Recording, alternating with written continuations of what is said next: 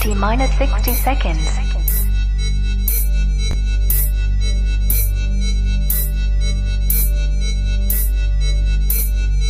T minus 50 seconds.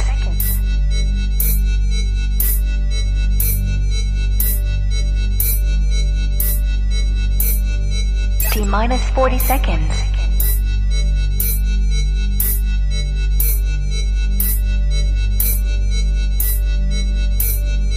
T minus 30 seconds.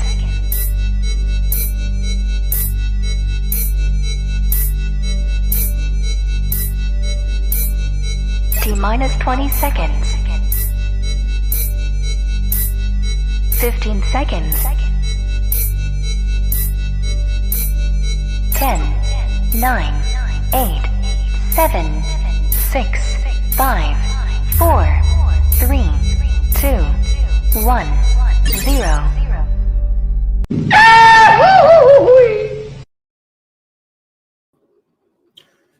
All right, what it do, y'all? This your boy Pat coming at y'all once again, saying what's going on. Thank God it's Friday, and I am off of work, and I am finna chill for the rest of the weekend. And I'm finna start this off by having some fun, man. You see, I got my boy right here on the Holy Reaper. What's going on now? Yep, Reaper though. Yeah, sorry. I was getting a little something for the stream. Oh yeah, I'm being sure I grabbed it before we got started. Oh yeah. But today's stream, oh man, we're gonna sit up here and we're gonna have a good fun one. Hold on. I'm just like you, I gotta get this sip in. Yep. Because today we're gonna be talking about the Resident Evil Village game. Now, this game came out like 2 weeks ago? Yeah, about 2 weeks. Yeah. It came out about 2 weeks ago, and I'm pretty sure a lot of people haven't played it yet and things like that. So if you haven't played it and you're watching the stream right here, and we're gonna be spoiling the ever-loving hell out of it because man, this game. Now this game has some parts of the things like that. Like to me, and all it was good. I'm saying it was. I say I'm not a hard person. I'm not a very hard person to please. So I'm like saying it was a good game. I like the graphics and all that right there. Especially with on the new new gen consoles and things like that. But there was some stuff up in it that got me at certain points and things like that. All right, for instance, how the whole thing started right there. They're continuing off of Resident Evil 7 and things like that. Me and Ethan, they done had a child and things like that. Turns out this child is very special, and you get to knowing it up in the game because man, it starts out what Mia's reading them the story and things like that, and all of a sudden, Chris, busts out of nowhere. Pops the fuck out of me and things like that, which confused the hell out of me. The amount of rounds, you should have known something was up with the amount of bullets that motherfucker put into her, and she's still going. Like this motherfucker dumping mad. And this was after they already got ambushed, and she just got mowed down with her. Like she's still just kind of turning, trying to do shit, and motherfucker just dumped some mag into her face to finally stop her. Like. Yeah, that's about that first shot too. When they were sitting right there, when they were sitting out there talking, and all of a sudden it was like zoop, and she just like, "What the fuck was that?" And all of a sudden, like she's just like a straight up unit, just looks at it like whatever, like just looks out the window. God damn. Yeah, and then Chris walks his ass up in there, just so. That confused me at first. So I'm thinking what the fuck is going on right here? Is Chris flipped, or is he or is this a clone or something that's gonna be in the end of things like that? You find out and it turns out to be a boss that you have to freaking fight or whatever. Mm-hmm. Okay. So it goes from right there. Then it goes you done had a crash. Now it's I'm saying it's on the search for trying to find a baby, which takes you into this jacked up ass village where you encounter you encounter them werewolves. Yeah, the lycanthrope. Yeah. Yeah, you encounter those right there. That's when you finally get a weapon. That was something that's very strange to me as far as the Resident Evil series goes. In this game, how quickly they gave you weaponry.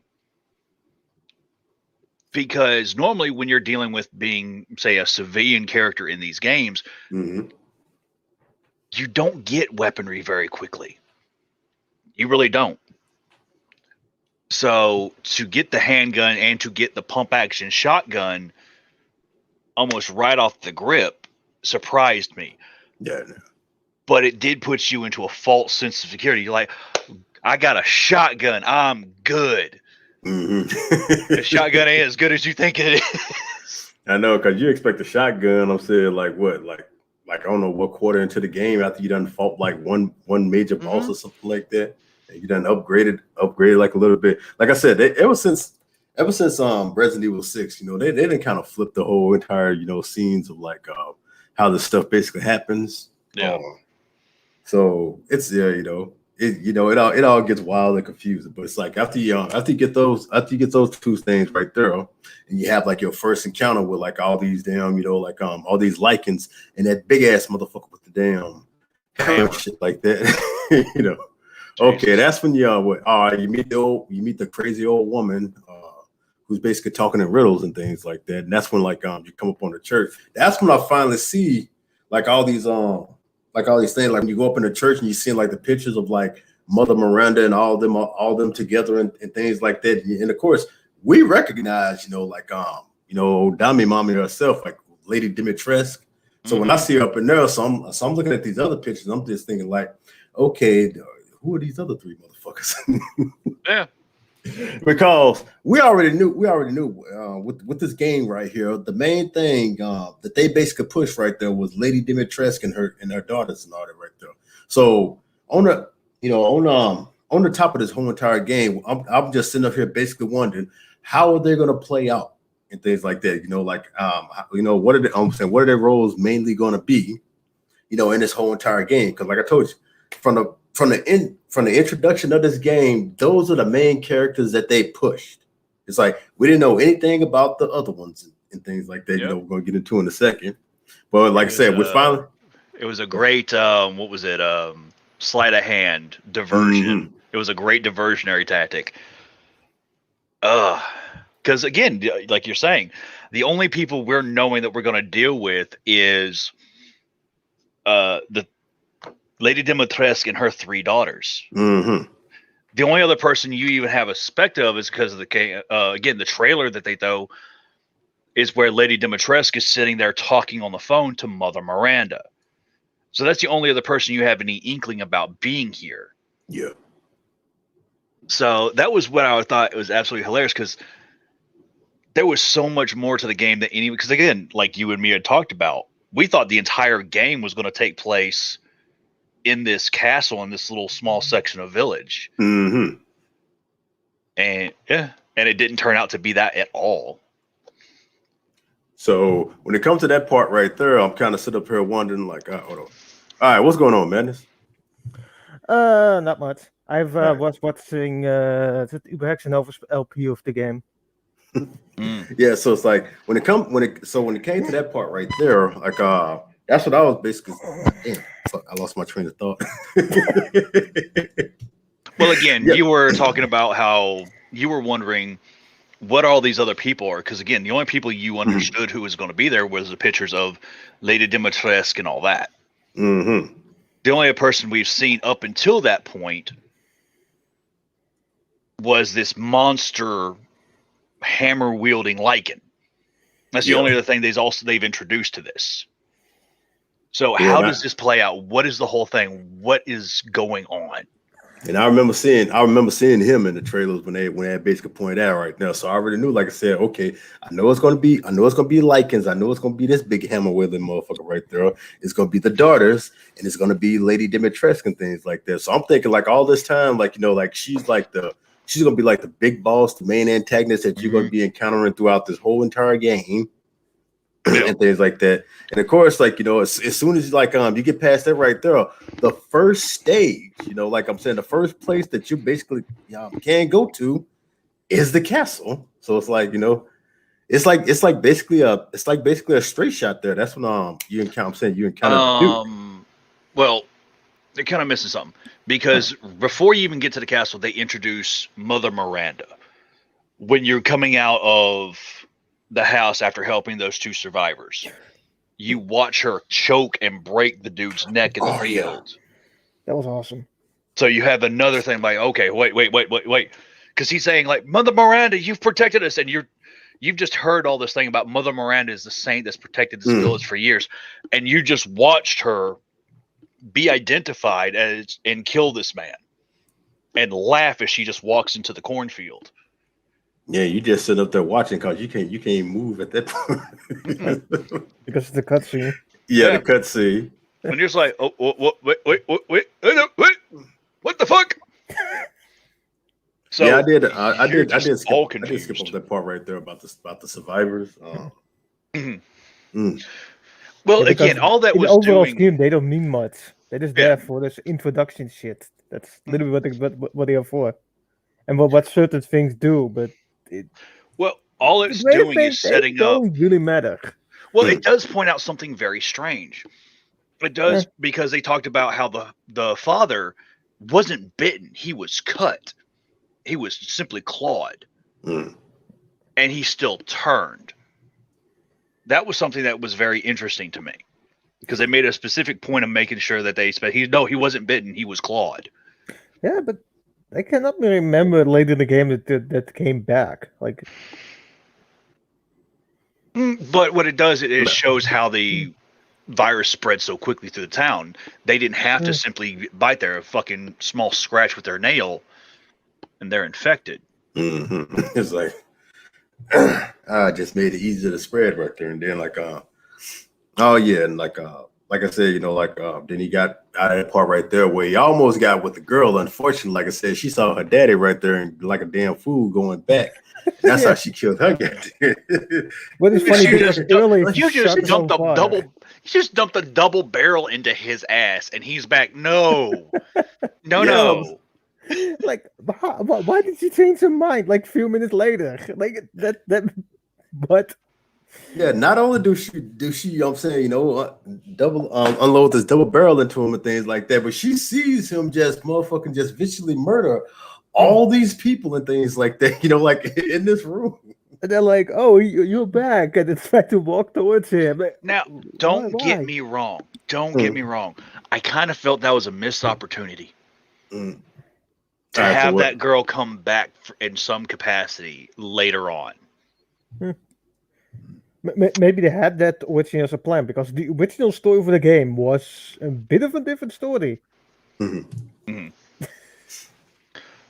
right, so so basically after that part right there, like that's when like we get like the introduction, like up to the castle, up to the castle and things like that, where it's like basically going to the entrance.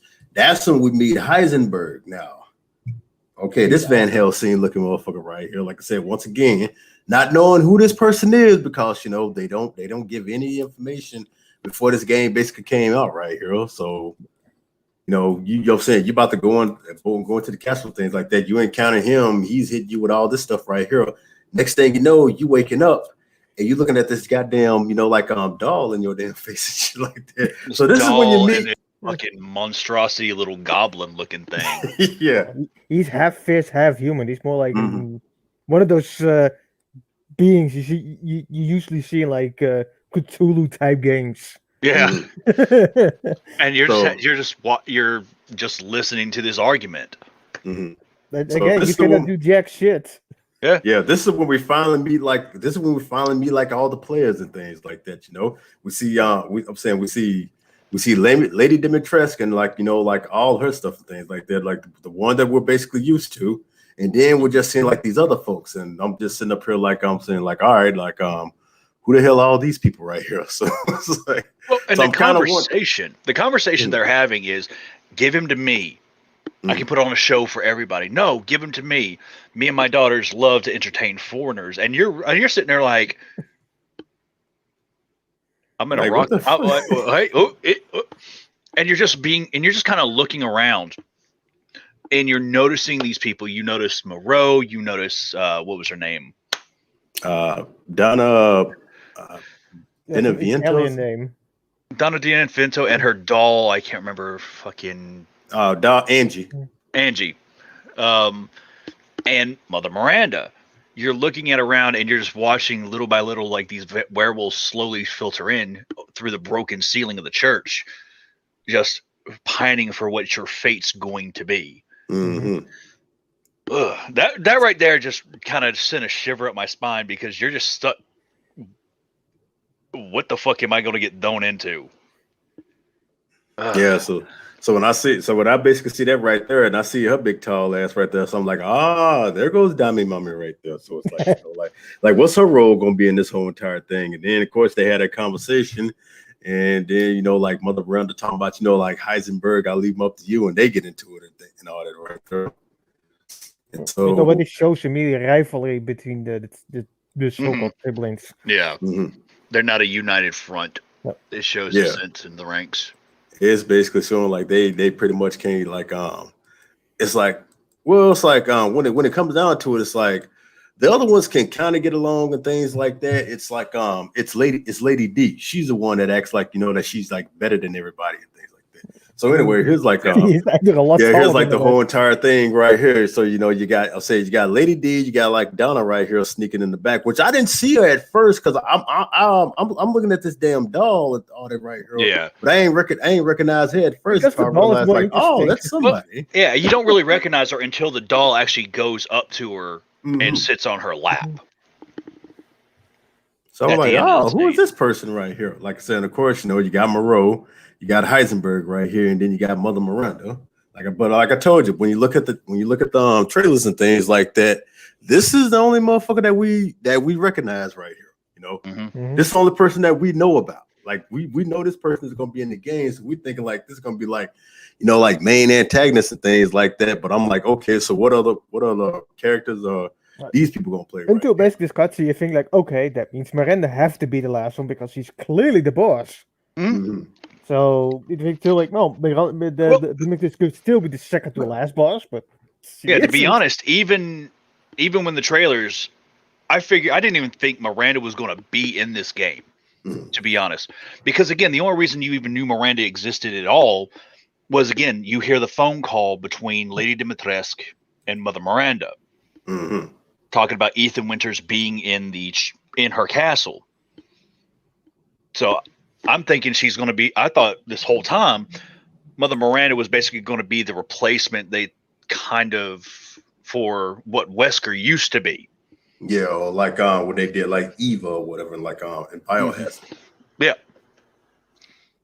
exactly. I thought she was going to be the new the shadow figure behind the scenes that's going to be controlling all this stuff from here on out. Is how I thought. Well, she probably still have a role as things basically go down right here, but it's like in later cutscenes, especially with Trish, there's a lot more background of what's still connected to. Oh yeah, at the end of the game. Yeah, the stuff you find at the end of the game. But but of course, Ethan makes the escape. It's like from the whole entire thing right there, and the damn traps. Let me ask you this: how many of y'all fucked up finding that little alcove section corner? I only have watched LPs, but I've seen some of them really fuck up. It took me twice. Unlucky. Exactly. Okay. At least it wasn't me. Because I'm like, God dang, like, how the hell can you dodge this thing right here? So I'm just like, I'm thinking like, okay, I'm gonna get against the wall. There's gonna be some little malfunction or something like that. It's gonna let me move. I'm gonna be able to crouch or something. Do I have to squeeze between the blades? There's that little alcove in the fucking corner. Like, you motherfuckers. I'm like, here it is right here like that. But this thing's still coming up. Also, this shows the cuts. I'm like, so this is what it is right here. I know it had to been some kind of little tiny part in that room where it was like, or something was gonna happen. But yeah, it took me 2 times getting fucking sliced up before that shit finally happened right there. All right, now. Besides the thing right there, okay, we finally make it to the castle. Now, this stuff from like the demos and like the things right there, all this we basically know right here. Then, like I said, we finally see the daughters. Like that one scene where they basically, they show up and they push him down and drag him to Lady Dimitrescu. So that part I remember right there. So that's when it really all starts coming down right there. Now, that scene really hurted me at the end. Like, cause God, man, when they hang him up. And you have to pull yourself off the hooks. All right. For those not knowing, at the end of that little whole cut scene and dialogue between Mother Miranda and her daughters. Mother Miranda and her daughters? Or, sorry. Lady Dimitrescu and her daughters. Well, technically, they're all the daughters and children of fucking Lady Miranda, Mother Miranda. But technically, you call the flight trip is more or less sort of granddaughters of Mother Miranda. Yeah. But anyway, they shove hooks from the back of his hand through his palms and crank him up to where he is suspended from that. And the way he pulls himself down is he pulls his hand to where the hook slices through up through between his middle and his ring fingers. Yeah, funny. He did it even with his right hand. He should have done his left hand. That hand is already broken as it is. So he did both hands. He did both hands. Yes. And then this motherfucker just stands up, walks over, and just dumps some goop on it. Yeah, like grabs a little first aid stuff right there. Like, you know what I'm saying? Well, that's got to be some badass stuff, man, because that shit obviously works wonders. It didn't. Still, his left hand is still missing some fingers. Well, it can only. It's not that good. But that's the thing. It's sealing up wounds. It's not regrowing anything. That's still funny. Like, but that's early said. I watched Uberhack self played. He kept saying that Nathan can regenerate, but it's complete fucking bullshit because Nathan never does that shit. Well, it happens over time because remember, in the first his hand game, doesn't heal. In the first game, his hand was completely severed off. Mm-hmm. You notice that bitch was stapled back on. So over time, his hand regenerated. So yes, he has a bit of regenerative ability. It just takes time to do it. Yeah. Also, like in that one scene where like old boy cuts off his leg too. Like I think it was like one scene where he basically like turned him like chopped off like Ethan's leg, and then that's when he handed him like that old solution that he'd be basically using as like the first aid. And this motherfucker like reattached his shit back together. That's when I'm knowing, like I'm saying, like, yeah, this dude is beyond fucking human. So like, what the hell's Well, then you have that scene where Lady Dimitrescu chops your shit off. Oh. You are in the middle of opening a lever, and all of a sudden you see these things swipe in front of you, and your hand just slops off. Yeah, and it's around like I said, attached to that thing, like it doesn't slide off. No, it just stays on there. Yeah, it's about like I'm saying how long it took before he realized like the fuck. Like he looks at it, and all of a sudden there's a giant spurt of blood, and he just grabs his hand like. His hand can be attached to his arm. It's something. Ring around a rosy with a goddamn. The funny thing is, the piece of jacket that stayed on his wrist stayed there. That makes no sense. Not even the clothing fell off. This clothing melted back together. Yep. And he literally just kind of sets his hand like back on there and then dumps the goop on where the cut was. And slowly but surely his hand starts to work again. He's like, good. I'm like, hold the fuck up. Wait one goddamn minute. How can the clothing automatically be attached itself to the clothing as well? It is not alive. I'm still tripping on that part right there where he just basically grabs his hand, pulls the stuff on it right there, puts his hand right there and just like wait for it, and all his stuff start moving. I'm just like, no, that's not possible. This is not a human. This is not human shit right here. Well, again, that comes up with what you find out later. Now, coming to the situations you have in the castle was an elaborate, well put together stage in that game. Mm-hmm. Amazingly done.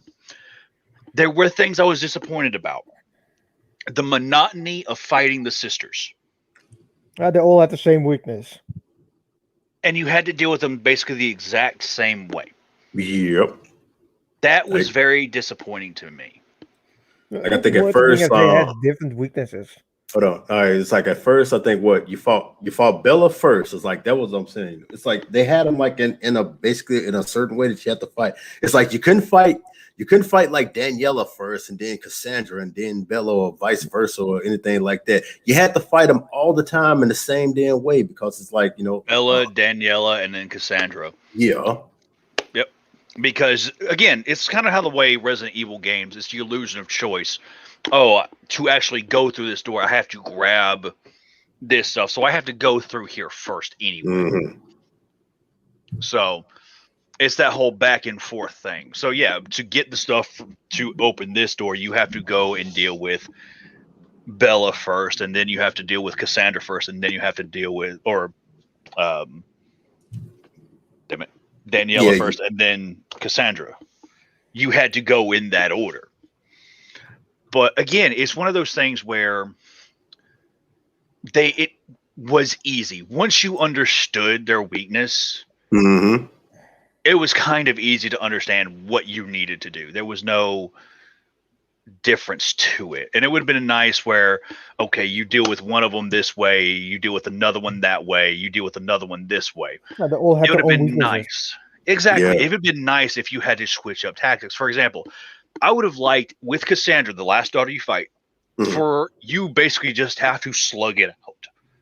Like, honestly, no easy, you just got to slug it out for like, oh, there's these little tanks or something that you can pop when they're close, but you only have like a few seconds to do damage on it. Yeah. As opposed to once you breach that wall, they are constantly just a solidified thing that you can just dump rounds into it. Yeah, especially like I said, when you're fighting Bella, and once you find out, like, oh, that's their weakness right there. The code, like what's on. Right. Funny is, some YouTube kept thinking it was light that was the weaknesses for some reason. That makes why did they think that? Like, it makes the well, again, because break the wall. They keep standing even in light before, did nothing. But when the wall breaks, clearly cold wind comes into it. Then they start the weakness. Again, look at how dirty and shadowed the windows are. So I can kind of understand why. But again, when it comes to as long as you're looking for like the stuff that you're supposed to read, the books and everything like that, all these questions are answered. It explains like, hey, these bugs are very susceptible to cold temperatures. Yeah. And again, I was kind of very disappointed at how they gave you the answer to fight these girls. When you're fighting Bella, it's a cut scene. Yep. I'm like, no, I don't feel like I've earned anything. Yeah, so it's like they pretty much like I said, they gave you the answer of like how to basically do that right there. It's like, so it's like when you're going into like these rooms and things like that, where you basically like Klaus, that's one of the achievements where you they like shoot out like all the windows, break every window in the castle. Yep. Yeah, it's like any stage that had like windows that you could break out of things like that, they never entered. It's like they never entered any of those things right there. Now when Lady Dimitrescu came out to your motherfucking ass, that shit. I already know that shit. Oh, dude, that shit. Now before we get to where Lady Dimitrescu actually comes in.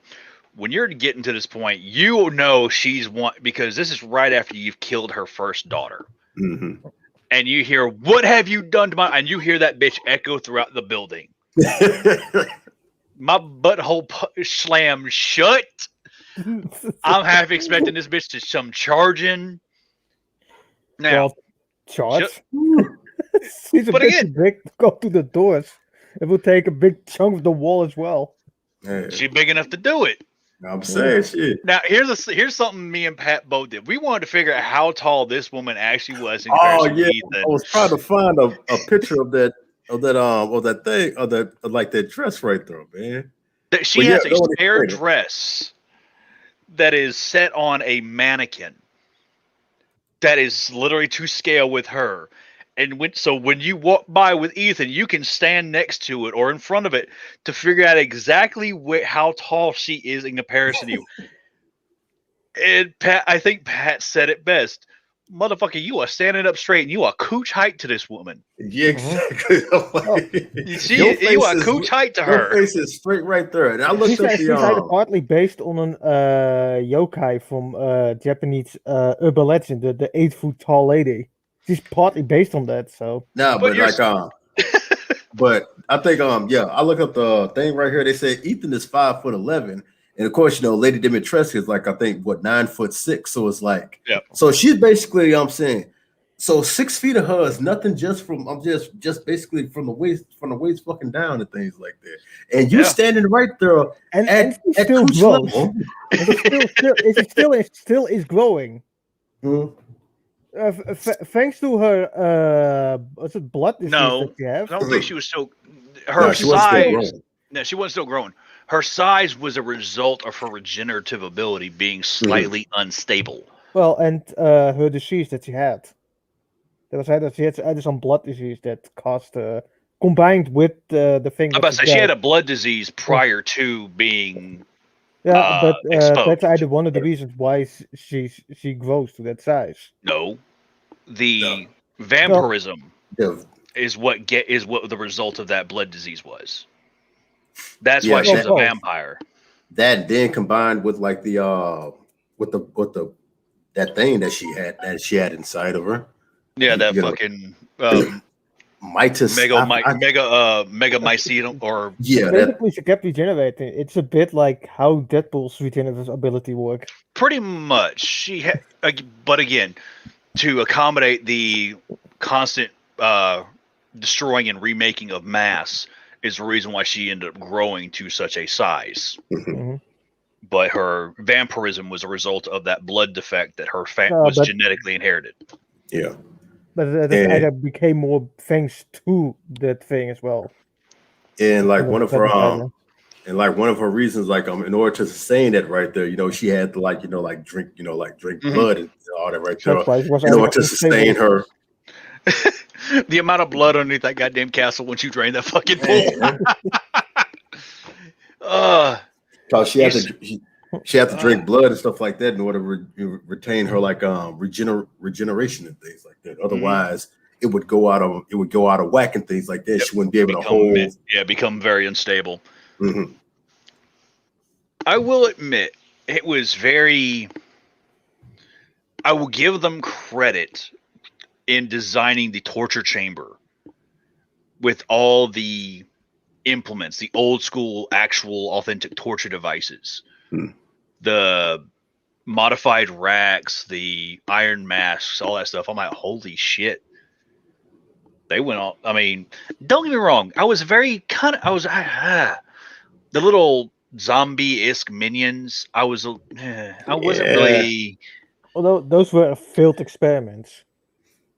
Whatever it was, it just felt like some bunch of stand-ins. Like they wasn't really they wasn't really like much of a threat. Even when they was in the blood, and they was like jumping up. It's like you actually saw them coming. Well, I mean, yeah, because you could. I do like that subtle detail of you can see the shimmering and the shifting in the water or in the blood before they pop up. But they never really felt like a challenge. No. Like even on the first time playthrough, it was just like, okay. Because they're not grabbing onto you, they're not biting you or anything like that. They all had weapons that they would just take a quick swipe at you. Simple guard and move out the way. They're partly supposed to be different than the like as a wild name, which you see in the beginning. And technically, they are more quote unquote the first villains you're supposed to beat. So it kind of makes sense that they kind of have to be one of the weaker ones. Fair. As far as the layout of the castle and how you had to go about doing it, I did enjoy. Again, it was old school Resident Evil fashion. Find this, do this. Although the puzzles were a bit too easy. Like the piano puzzle, there's basically a 2-year-old can fucking beat that fucking puzzle. Like, well, the thing about the certain puzzles, there was no consequence for failure. For example, you could literally just go from left to right, hit every freaking button, every freaking note on that keyboard until you got the one that worked. And then go back and forth. There was no consequence for a mistake. Even on the hardest difficulty, there was no. Well, maybe the hardest one they unlocked, maybe, but not on the hardest difficulty what you normally get. But No, Village of Shadows. It was the exact same. There was no penalty for messing up. That's a bit bad. Like I can kind of understand the easiest, but on the hardest, there definitely should be some punishment. Yeah, the only thing about like when it came to like the higher the difficulty, it was just basically like the tougher it was to kill the enemy. Yeah, you ever got thrown tougher enemies real quick? Like right off the bat, you end up getting exposed to the armored werewolves. Oh, I did that. Well, those ones. But there was things about it like, okay, the flying mutations. Once you pop that thing with a fucking sniper rifle, once it goes bye-bye. I'm like, yeah, really? I'm like, okay.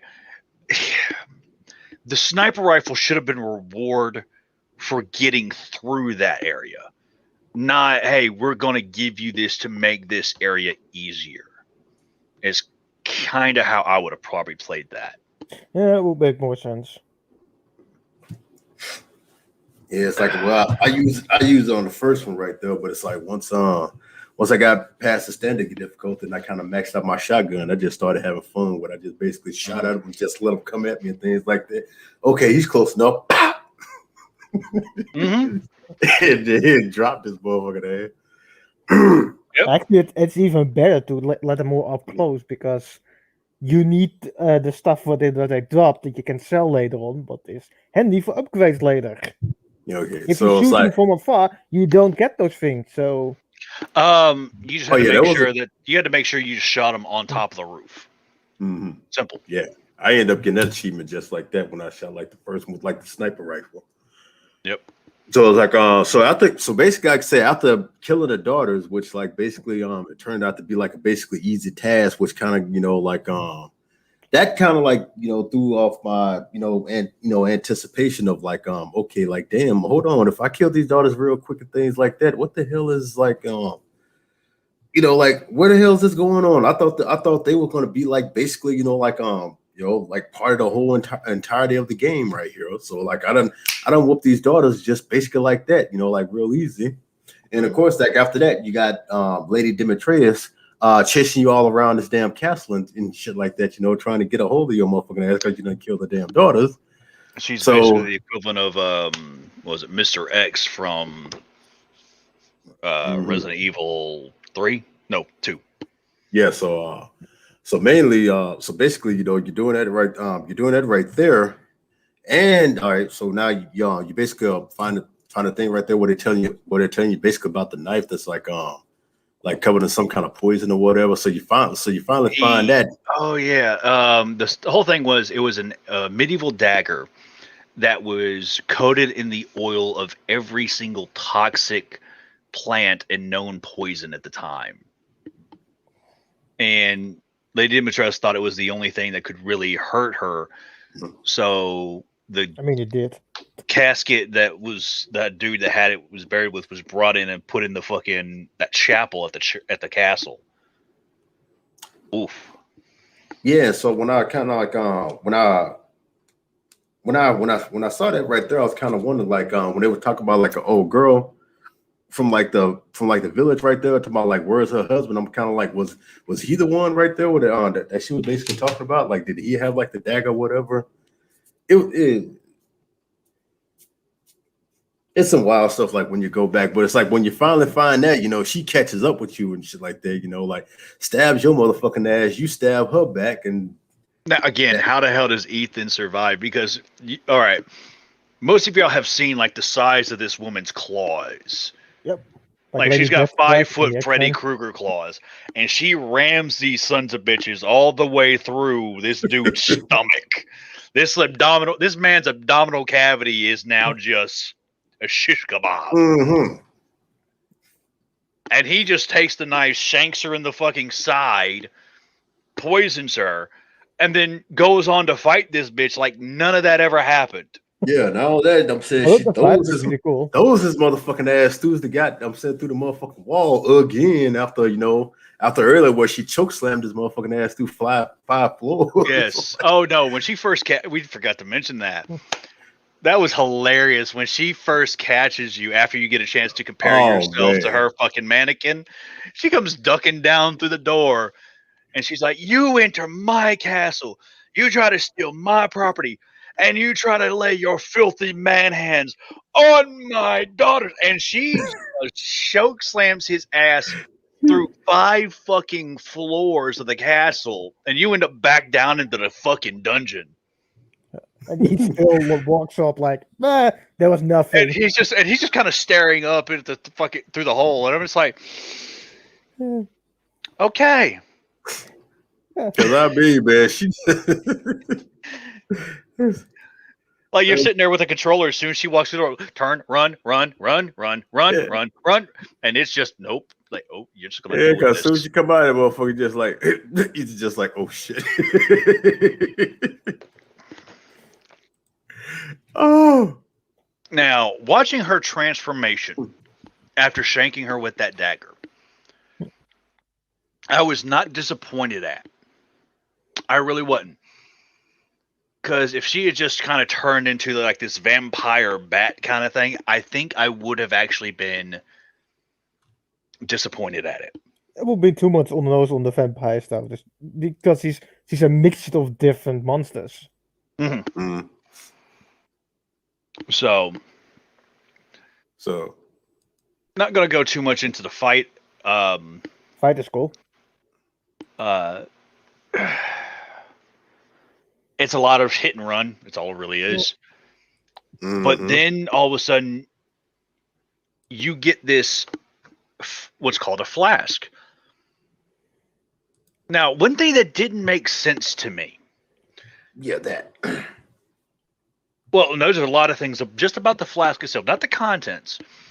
Considering how recently Ethan's daughter had been kidnapped, Rose, there was a lot of dust and corrosion on the outside of that container. Again, he had to wipe stuff off of it to read the label. Mm-hmm. If this literally just happened like a day or 2 days ago, or hell, earlier that day, why is this so caked in old debris? Why is this gunk all? Even if they had made that thing like few months ago, because the baby is like, I don't think the baby's like more than a year old. So no, the baby's, what is it? It's like a few months, 7 months when they. Yeah, I want to say like it could not have gathered that much dust even in a time if they would have made it beforehand. Yeah. Then it wouldn't be able to gather that much dust, because they still have to grab it, put the shit in there, place it there. It removes already some dust. So yeah. What you find out is inside this flask is the head of Ethan's baby. Yeah, so that's what was confusing me right there. I'm like, was this like actual like this was like actual like baby saying the baby pieces and things like that, or was this like an essence of like, I'm like, did they kill the baby and separate it? Or like that's why I was getting like confused right there. Like, when you're talking about it, I'm like, because the way it makes it sound is like, okay, hold up. Because even the Duke was like talking in riddles with the whole entire thing. Oh, your daughter's right there. We knew more than he let on.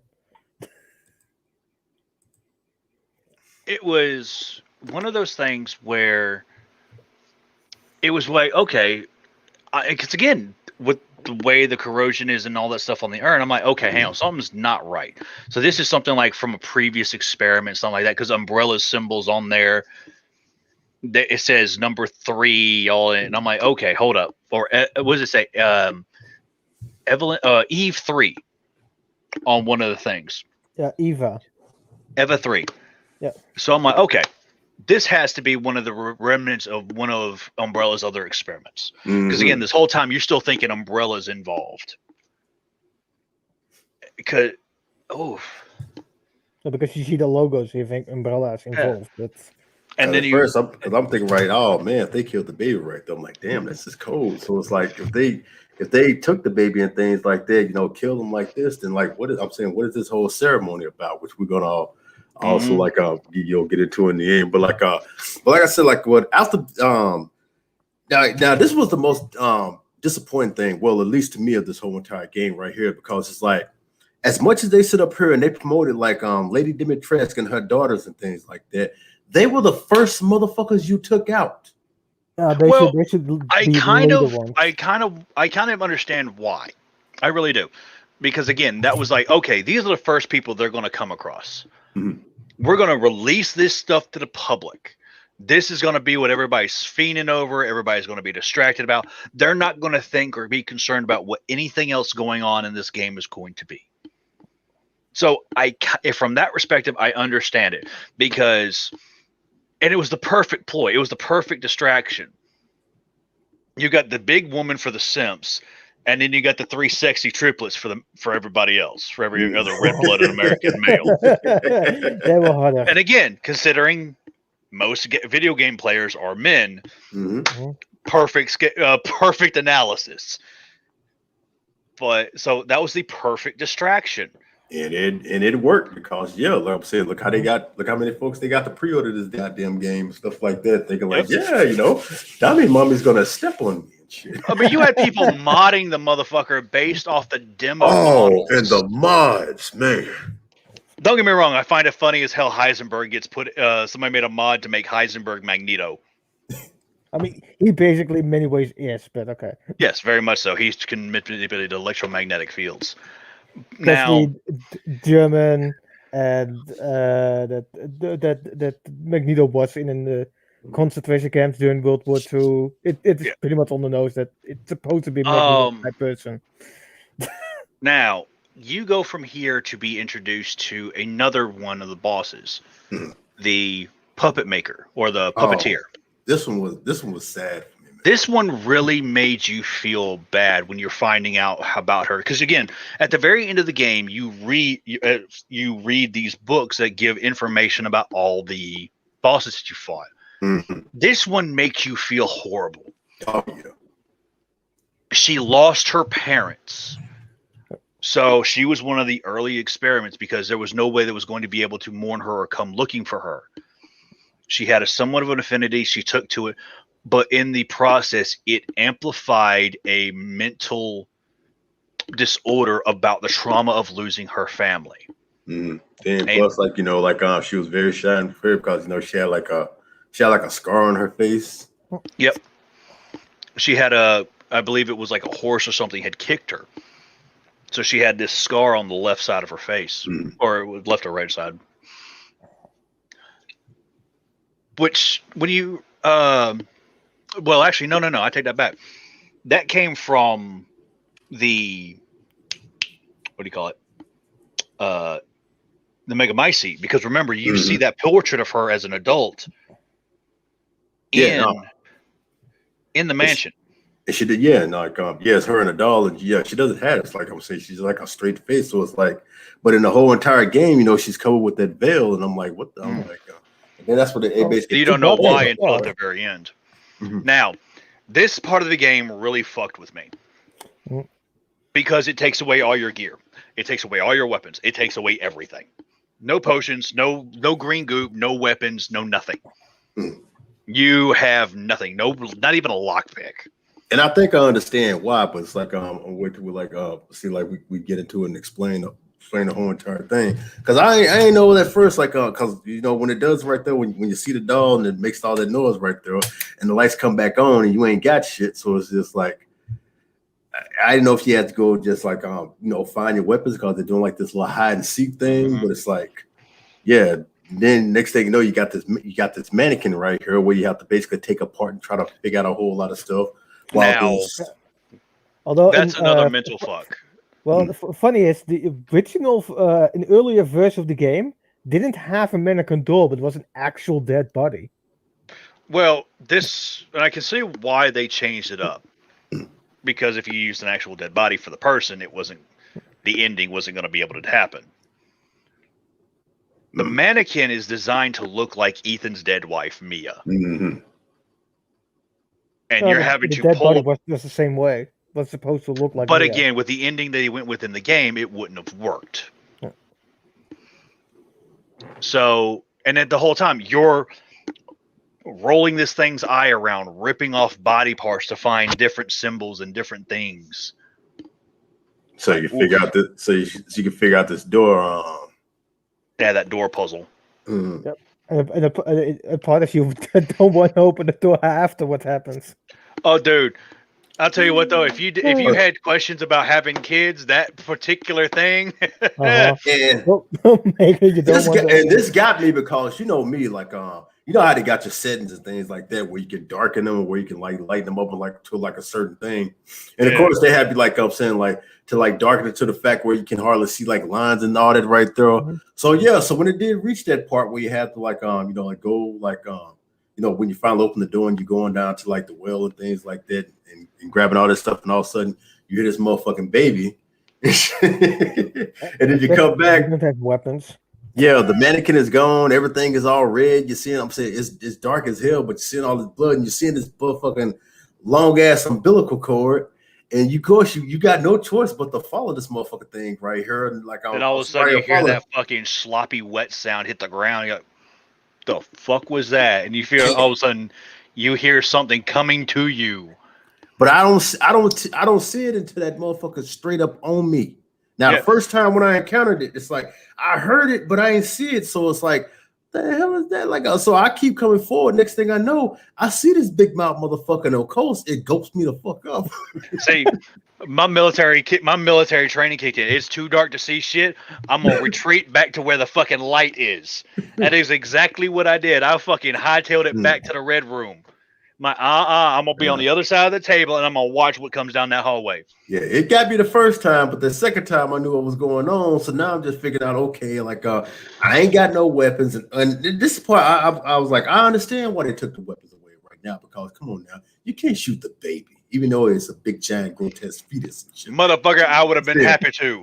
I've been happy to blow that bitch to oblivion. Oh, come on now, but it's a baby now. Just think how cold would that would be? A baby that's about the same size as Lady Dimitrescu. But it's still hell a baby. No. I don't give a rat's ass. I'd have dropped grenades in that damn thing's mouth. It probably would have just ate it. Probably. So you basically have to outrun hide and under hide a bed. from this motherfucker. Hide under a bed like a little bitch. Are you fucking kidding me? Oh, and then that fucking cut scene at the end of the bitch when you're fucking calling the elevator back down. You're sitting there, and this thing is. You want to talk about a butthole puckering thing? This thing's just coming around the corner. Like down, down, open. And then the door have to close. Yeah, because once you get in the elevator and you close things like that, the lights go off, and all of a sudden when they come back on, this motherfucker's damn near at you. But by the time the elevator finally closed and things like that, so it's just right there, just closed, and this thing, just crying and shit like that. And I'm just like, nah, bitch. I'm like, yeah, I'm getting the fuck up out of here. Then you get up there, and then it's just you're dealing with the doll. Mm-hmm. Now, what was pretty easy. Again, I was a little disappointed in this. Like I would say, her level there shouldn't be more layers to floors. Like more floor layers, like with each different things. Me and Pat have kind of talked about this. There was a lot of thought and effort put into the beginning of the game with the castle, and an area in the end of the game called the factory. There are there's two things that it's kind of like, let's give them some more to do because again, we've already devised there's going to be 4 flasks that you have to find. Mm-hmm. So it seems like the two things in the middle were just kind of thrown there, if it makes sense. Especially the downest part. First come into that level, you like because you have that hallucinogenic like flowers. Make you see shit and shit like that. You first think, okay, this is gonna be like the Scarecrow type level from the Batman Arkham games, like something like that. Yeah, so like something. I mean, an hallucination. If your whole thing is an hallucination to where you don't see the puppet master, you have a million things you can do with hallucinations because how anything can fuck with your brain. Yeah, so it's like that whole entire level right there was basically like, you're on like the influence of these flowers right here. Mm-hmm. So everything that you're seeing pretty much ain't happening. It's just so the baby doesn't exist. Yeah. I mean, you could have done some fucking Evil Within style shit as far as how you did that. But all it was you found earlier on to kind of get through one of the puzzles, you found a pair of scissors. Mm-hmm. So that's all you do. You track down the fucking doll, you stab the doll in the head 3 times, and that's it. You stab the doll in the head over here, it runs away. You find it again, you stab it in the head again, it runs away, you stab it again. And the problem is the first and the last place are always the same. Mm-hmm. And it turns out all this time that you ain't stabbing a doll, you stabbing her. Yeah. You end up stabbing the actual Donna herself. Mm-hmm. So when you finally kill her, that's when the stuff like that's when like the whole entire thing like basically breaks down. That's when you realize like, oh shit, I didn't kill this motherfucker. She had like a super form or something. Mm-hmm. It's just her, or better yet, something more to happen with those fucking dolls. Like honestly, all the dolls combine or something to like some Fulton or hell sort thing. The ugly fetus comes back.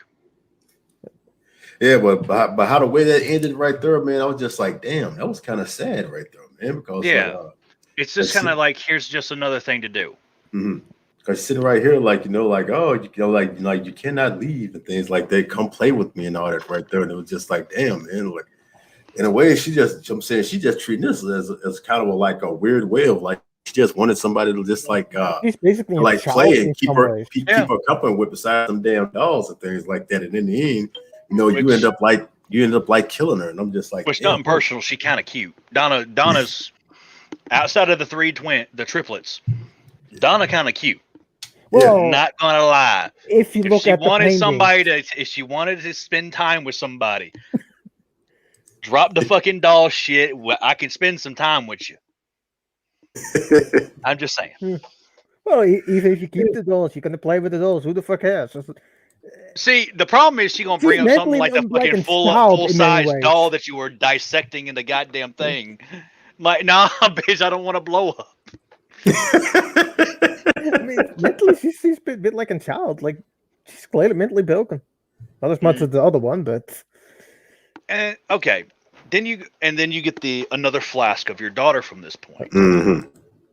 And then you go to the King of Simps. That guy is goddamn Moreau. He is a bit pathetic. Because he is literally talking about it should be me next to her. I'm the one that's earned. I'm like, dude, you are the epitome of every simp on the internet. Okay. Honestly, like, so this is what's chasing after your ass in that damn scene right there. So it's like, it's like by the time I saw it, and the first time I did this right here, it's like that's what I saw right there before I realized, oh shit! But by that time it was too late. It had swallowed my ass up. That is the question because you hallucinated. So, as some other YouTubers stated, like. You probably don't actually get eaten by it. You probably die of a heart attack when the moment. Like I said, this is like some Silent Hill shit right there. Like, so much potential, like Scarecrow-esque levels. They could have done so much more with that levels. Comparatively, this part is the most disappointing part, in my opinion. Like, but it was good though. How they basically did it right there. Like the parts that are good, but it needed more. Yes.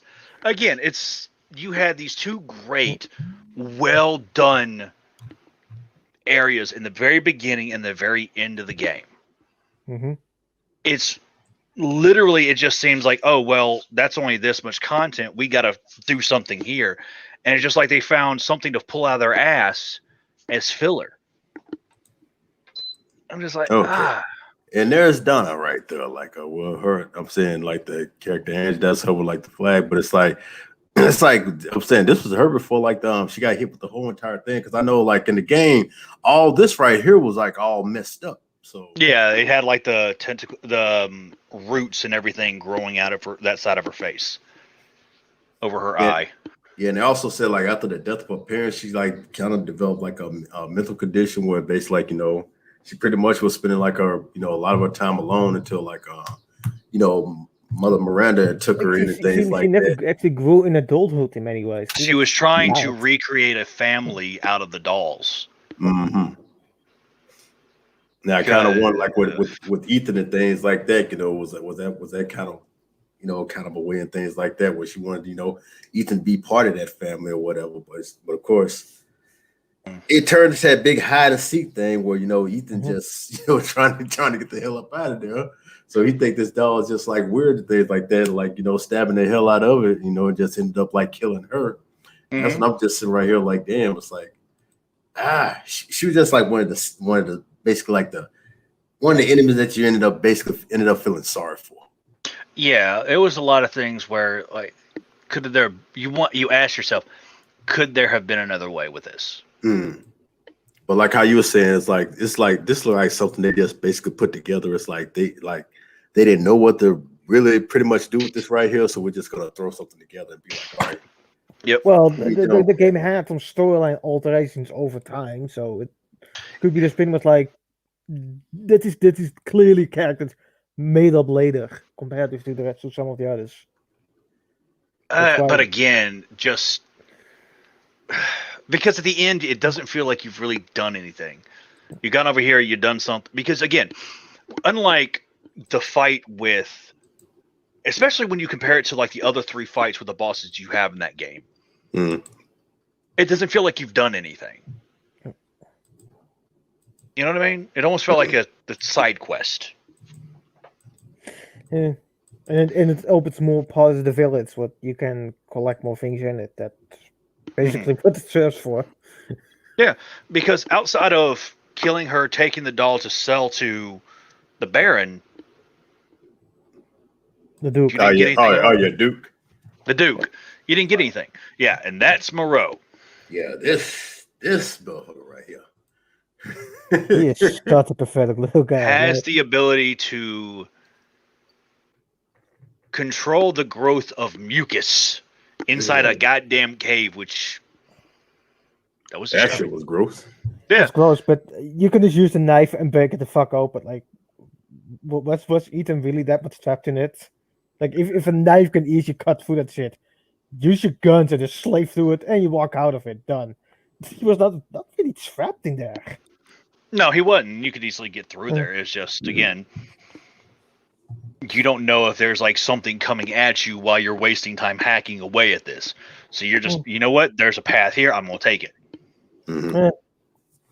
Again, it was one of those things where this son of a bitch just creeped you out. Because you literally just walk up on him, you grab the flask that's just sitting right there as he's watching TV. Yep. And then he's talking to himself about Mother Miranda until he notices you. They didn't talk about, don't take it, they gonna make fun of me. So he didn't even know that the mystery and the daughters were dead already. Like, he didn't figure that one out yet. They literally leave him out of any information. They don't care about him. Like, the old chick was dead. They treat him like it just happened. Treat him like he's dumb. Yeah. Well, it's also because, unlike the other people, his infection is completely unstable. That was the thing. He is, above all else, looked at as the failure. Because every other mutation is pretty much maintained. He cannot maintain his abilities. He cannot maintain his form. Oh, it's almost like a split personality in this case, physically. Yeah, physically, he just can't maintain. Again, that was the whole thing. After he tries to trap you here by flooding up and blocking off the actual exit path, he's sitting there talking to you. He's like, you're done. You're trapped here.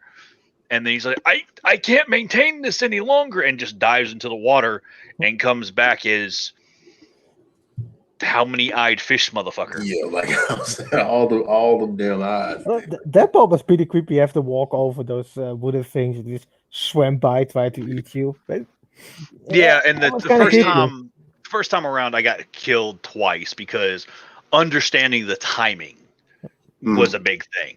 Especially when you have to do the ones where you have to like you have to touch this button right here, then you have to run and touch that one right there real quick, then you have to like get a close one, touch those right there in order to make it to one side. Oh yeah, the fucking if you didn't in time right there, that's when you fell in the water and it was like instant game over because you choose. Yeah, you fall in the water at all and it's an instant death. There's no reclaiming.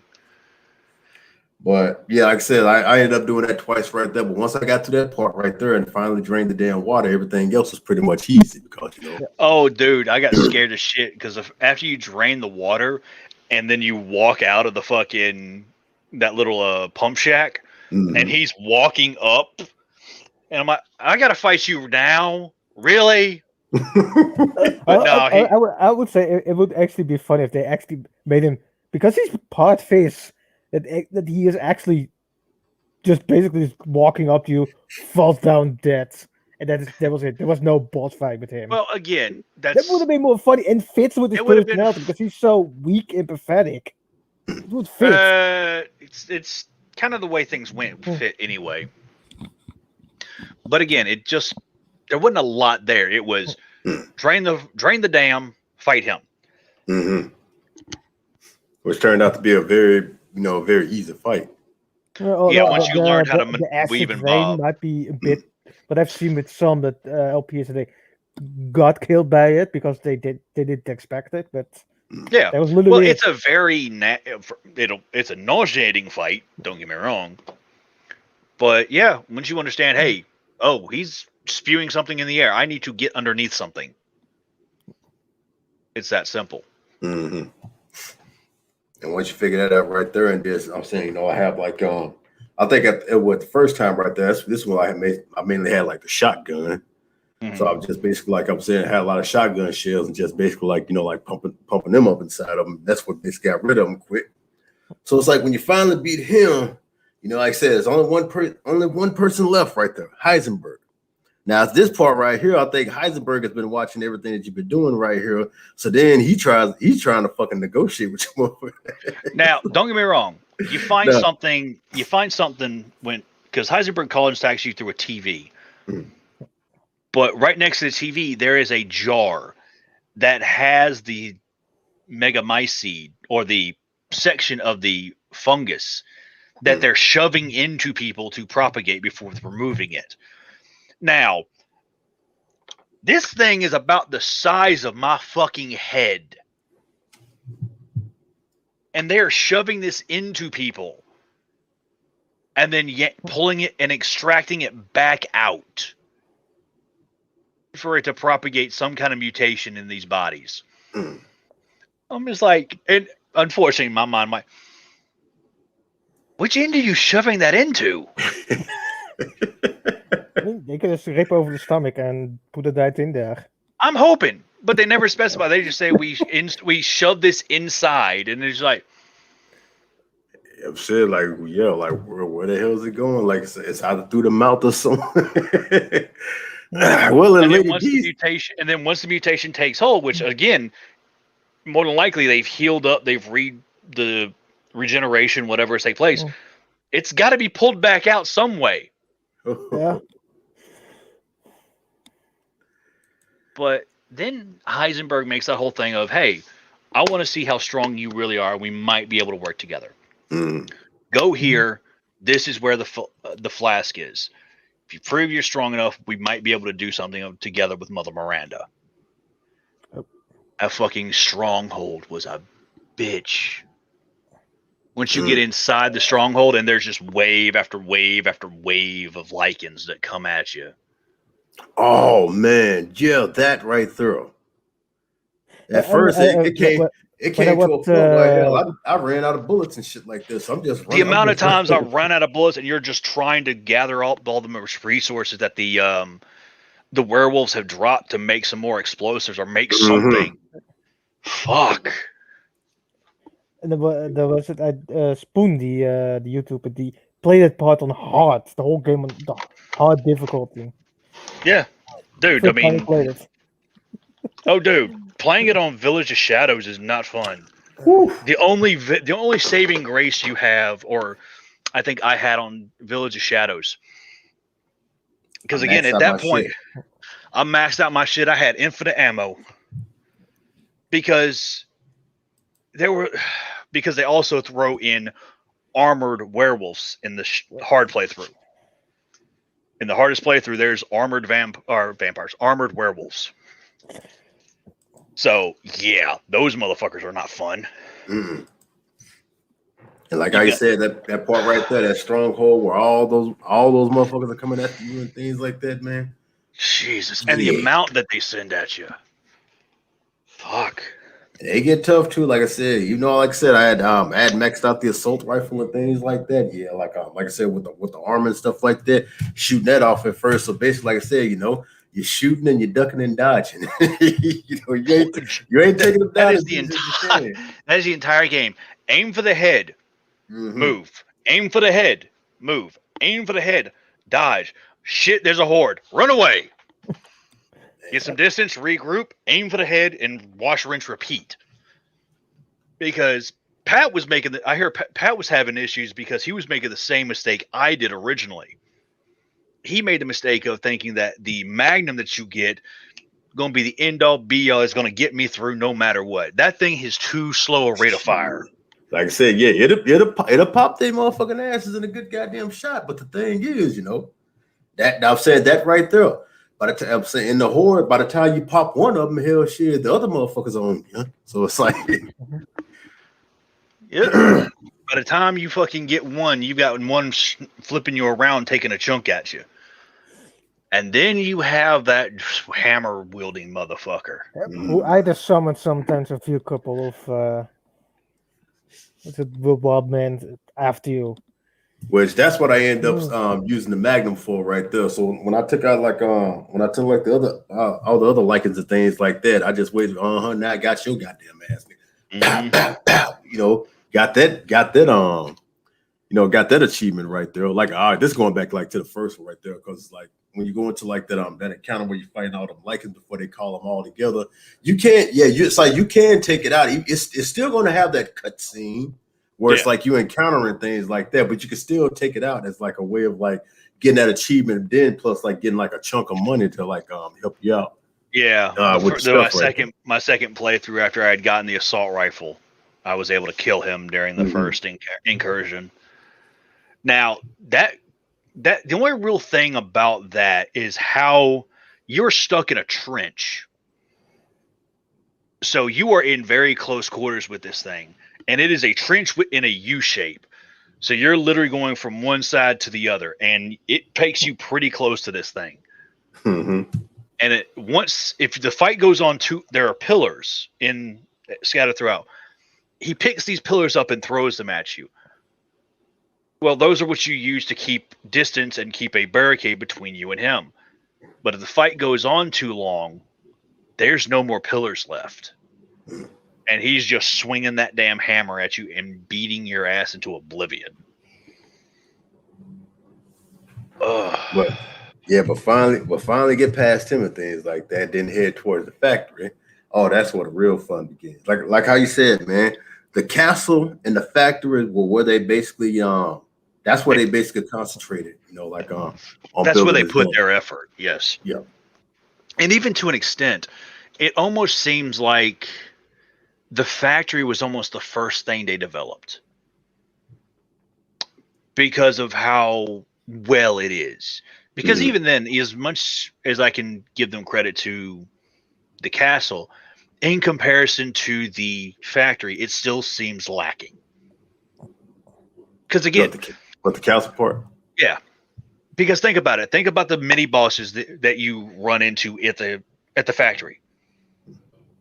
Yeah, you got the one with the swirling like you got the one with the radiator head and shit. Yeah, it's an engine block that has a propeller, but instead of propeller blades, it's chainsaw blades. Then you've got all these different variations of the jetpack ones, the drill ones, and all that stuff, where they just keep throwing different things at you, with still throwing like your normal little zombies that you dealt with in the castle. Yeah. So, and here's the thing: when you first get there, you were asked to sit down because Heisenberg has a deal for you. He was one of the very few peasants that survived the process. Mm-hmm. He wasn't one of the noble families like Donna, Moreau, or his ancestors were apparently. Or like Lady But D. he I himself wasn't. can't remember her first name in this thing. Alicia Alicina, some shit like that. Yeah, Alicina, some shit. But that was the whole thing. Is he was considered one of the peasants. Again, like you're saying, he was part of one of the noble houses, but the house that had fallen. It was a house that in time had fallen from grace. So he never really felt a part of the group. And again, you find his notes and everything like that talking about my life has been stolen by these people. I'm no longer allowed to be my own person. Yeah, and he couldn't stand Mother Miranda, but he couldn't stand any of them. No, he couldn't stand. The only person he had no real objection to was Donna, because that was one of the people he was indifferent about. He hated Moreau because of how obsessed he was with Mother Miranda. He hated Lady Demetrius because of her arrogance and her pride. Yeah. The only person he really had no objection to was Donna, because outside of just being involved in this, she stayed to herself in her little mansion. Mm-hmm. But he had no qualms. If it really comes to it, he would have no qualms killing Donna as well if he had to. Again, like I said, that was the one person he was just indifferent about. Whereas he will be Heisenberg was okay with sacrificing a fucking baby. Well, again, but that was an ends to a mean to him. If he didn't have to, he more than likely he wouldn't have. The whole concept with Heisenberg is the reason why Mother Miranda severed her apart severed Rose in the first place is to scatter her power because she was afraid of it. Yep. So Heisenberg's concept is, hey, there's a ritual going on tonight where this baby is going to be refused back together, but under the control of Mother Miranda. You don't know the details on how this is going to happen yet. Apparently, either in original concept art of with Heisenberg, he had a twin brother, and his father was actually the enemy, not Miranda. Well, I don't really get the planning, so nothing personal. I didn't look at like the concept art of the. I mean, I'll look at the game I played. But that either partly explain why the whole factory is one of the better designed part of the game, because it was more supposed to be the end part of the game. So he offers a deal like, hey, you can have your daughter back. We can use this baby to defeat Mother Miranda, and we can all be free. Because if Miranda is able to win, it could be disastrous for the world. Yeah, and that's all Heisenberg said. Look, I don't want world domination. I just want my freedom back. Like, okay. Well, he could still be lying, but yeah, but he was one of those villains that he was a very well developed villain. He really was. I almost wish they had given you a choice to join him or not. It could have given an interesting, like, an alternative path on how things would go. But at the same time, it wouldn't have fit Ethan. This is a man driven to save his daughter. Period. But so for all of on that chair, and he knew if you fall down, he could have died and be gone. So he's fought through everything else. Why not keep pushing? Why not keep going? That's he got here in a helping hand to defeat Miranda and with a chance of saving his baby. The problem is you're talking about a man that says we are going to use your daughter and her powers. Well, what does that mean? Ethan wants to protect his daughter. He wants to keep the daughter out of the fight. He's like, look, I'm going to handle this bitch, and I'm going to handle her my fucking way. I'm going to protect my baby girl. So that's why he refused, I'm saying, like to deal with Heisenberg. Yep. He's sitting there holding on to his hand. He's like, you don't want to know what's down there. This is your last chance. He's like, I'll take my chances. Yeah. And Heisenberg didn't let go first. Ethan did. He let go of his arm. He's like, What you waiting for? Yeah, well, it could have been at least interesting. I get what you said, but it's like how Reaper said right there. But when you're looking at it from Ethan's perspective, right there, this is a man who's basically doing everything he can to save his daughter. And things This like man's that, had 2 fingers bit off, fucking hooks ripped through his hands, had a hand chopped off, reattached, had his damn intestines disemboweled by them claws, been chased by a giant ugly baby fetus, dealt with low tide at the pier with goddamn Moreau. No. The fuck out of all the shit he's been through At to the same protect time, his you would not daughter. think like that he would like, oh, I don't have to fight him. Can save my baby. Let's take that chance. The problem is you don't know if that means your baby's being saved. Because he never says that. All he says is we are going to use her powers to defeat Mother Miranda. That is it. I can get out of Eden's emotions at the stage. Oh yeah, no, fuck you. Because this whole thing has been him being fueled on emotion to protect his daughter. Mm-hmm. Let me ask, okay, the only person I know that has a family in this equation, Pat. If it came down to saving one of your daughters, what would stop you? What would stop me from saving my daughter? Somebody, I'm saying they have to kill my motherfucking ass. Exactly. That hell shit. As long as I'm still going, man. Shoot, I'm just like Ethan right there, man. I'm doing whatever it takes to take my kids and things like that. I'm not trying to form no truces, no this, no nothing. Like you ain't trying to let your daughter be used for anything. Yeah, we're gonna use your daughter for such. I'm saying for such and such a thing. Like nah. So, I mean, you can say, "Oh, this is just if it's a family thing, you ain't taking an easy way out." Yeah. You're sitting there. Oh yeah, I'd take it. I'll be done with this whole thing. Then what was the point of going through all this in the first fucking place?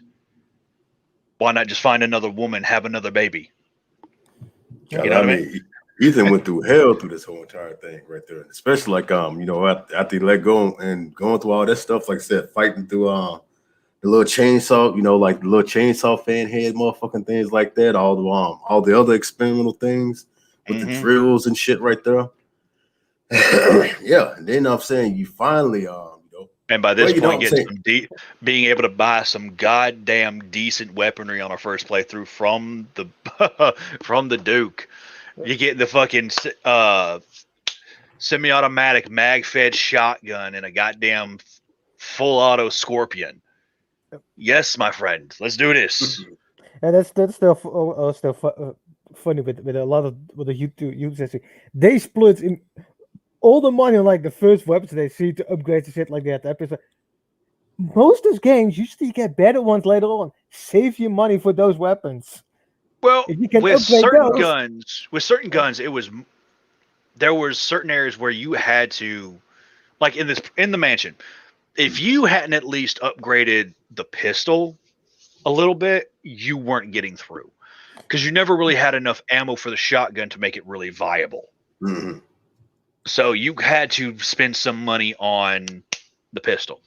Yeah, but they even spend like extra equipment, but they cannot unequip, so they have to sell the whole gun. Well, you have to sell your guns anyway because you do not have enough inventory space for all those weapons. Nova apparently was able to hold on to all of his weapons until the Heisenberg part.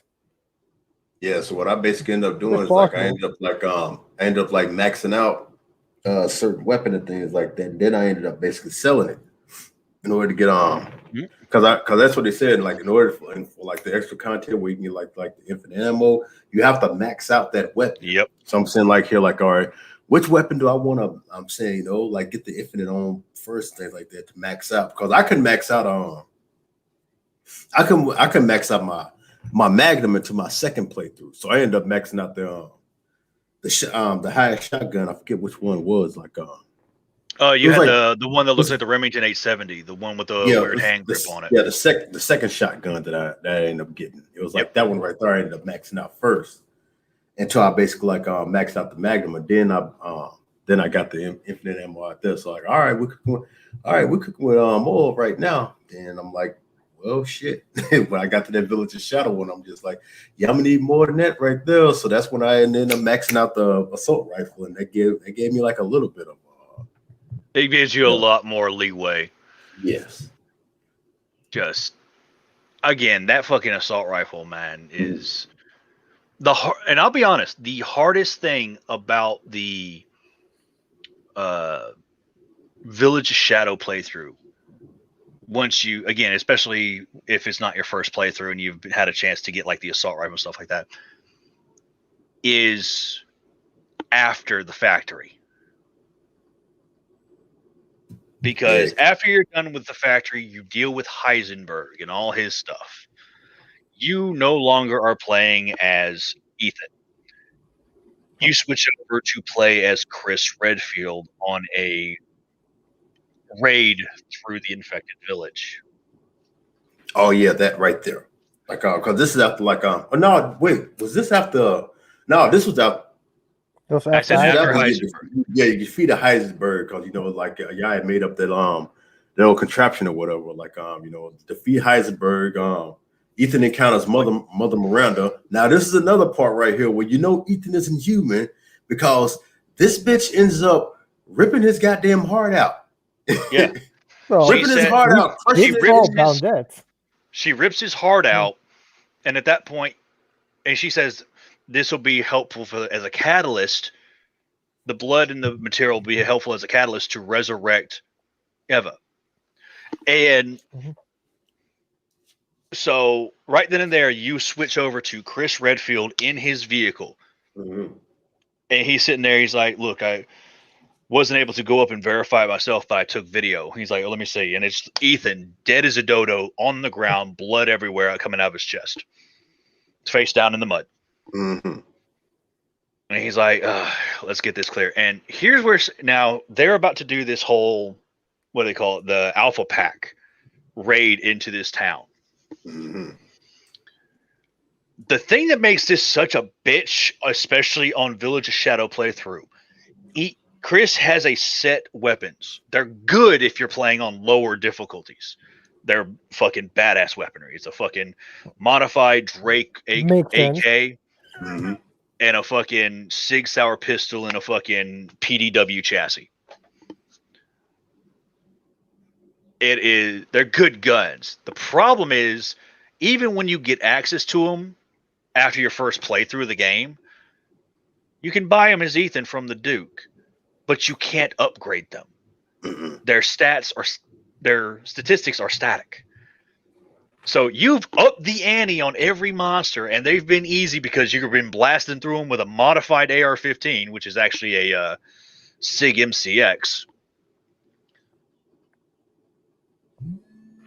And you go to this AK, and it's not doing damage for shit. Like every fucking enemy, you are dumping rounds into, dumping a magazine into, dumping a magazine into.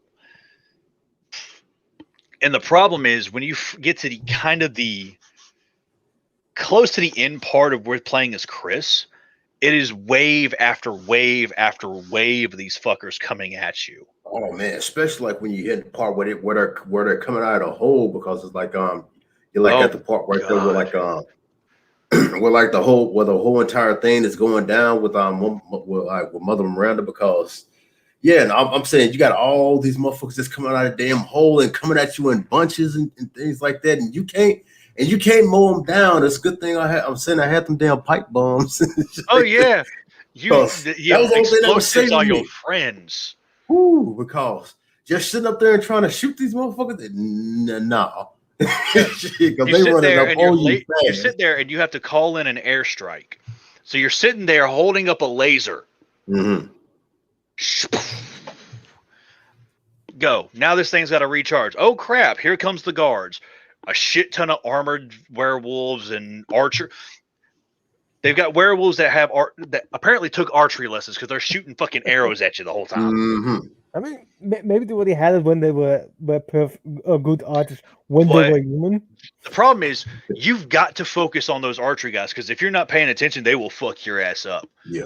So you got to shoot them first and then deal with all these things that, while you're taking them out, have gotten really close to you. Yeah, that right there. And there is that not was a the lot annoying of part. room. There is not a lot of room in this arena area to maneuver. And God forbid if you try and go back and grab that fucking crate for an ammo resupply. There is one way in, one way out in that section. So they basically pin you in there. Yeah, and they are, like I said, they are running up on you. Like I said, between that and them archers sniping at your motherfucking ass. Yeah, I'm saying they are tearing your motherfucking ass up if you ain't got it down tight right there. Why you sitting right here waiting for this goddamn thing to recharge? That was annoying shit on the Village of the Shadow part. Yeah. And then you jump down into that goddamn hole, and you want to talk about a real tight space. When you're dealing with that dude with a fucking flail, a fucking giant ass mace. Again, it is a modified version of the hammer wielder that you fought earlier. Really infected with what you come to find out is not a parasite, but a mold. That thing where you're trying to dodge that mace while this dude's, and again, if you're not able to dump enough ammo into it, which that AEK is not doing shit, you're having to call down more airstrikes on this thing, meaning you're having to stay still and aim this thing at this moving creature to call down missile strikes on it. The whole time he's walking towards you, trying to hit you with this giant ass fucking mace. Big ass mace. Jesus Christ, that thing was annoying. So yeah, defeat him. See that damn thing right there, and then also in the process, you. Then right after set up time bomb, right there, you know what I'm saying, you're also confusing things like that. Where I'm like, hold on, I thought Chris unloaded, unloaded so many bullets into this bitch right here. Like, what the fuck's going on? And the whole time you're walking through it, you have the rest of the people says, you should have told Ethan the plan. You should have told him what was going on in the beginning. We shouldn't have just drug him out of there. We should have told him why we were there and why he saw what he saw. He's like, there wasn't any time. He's like, no, you should have made time. You should have told him. Mm-hmm. And right there, you find this giant glowing mega mycete. You set a bomb and you keep going. You find Mother Miranda's lab. In there, you find books on all of the Heisenberg, Donna, Dimitrescu, Moreau on why their mutations happened the way they did and all that stuff. And you also find a letter from 15 years ago from Spencer, the head of the Umbrella organization, that decades earlier had come here, studied with Mother Miranda. His whole thing was taking human evolution to the next level. And he says, I appreciate your struggle, but my goal is to help humans evolve beyond where they are. While your whole goal is to resurrect one dead person. And you start reading these notes.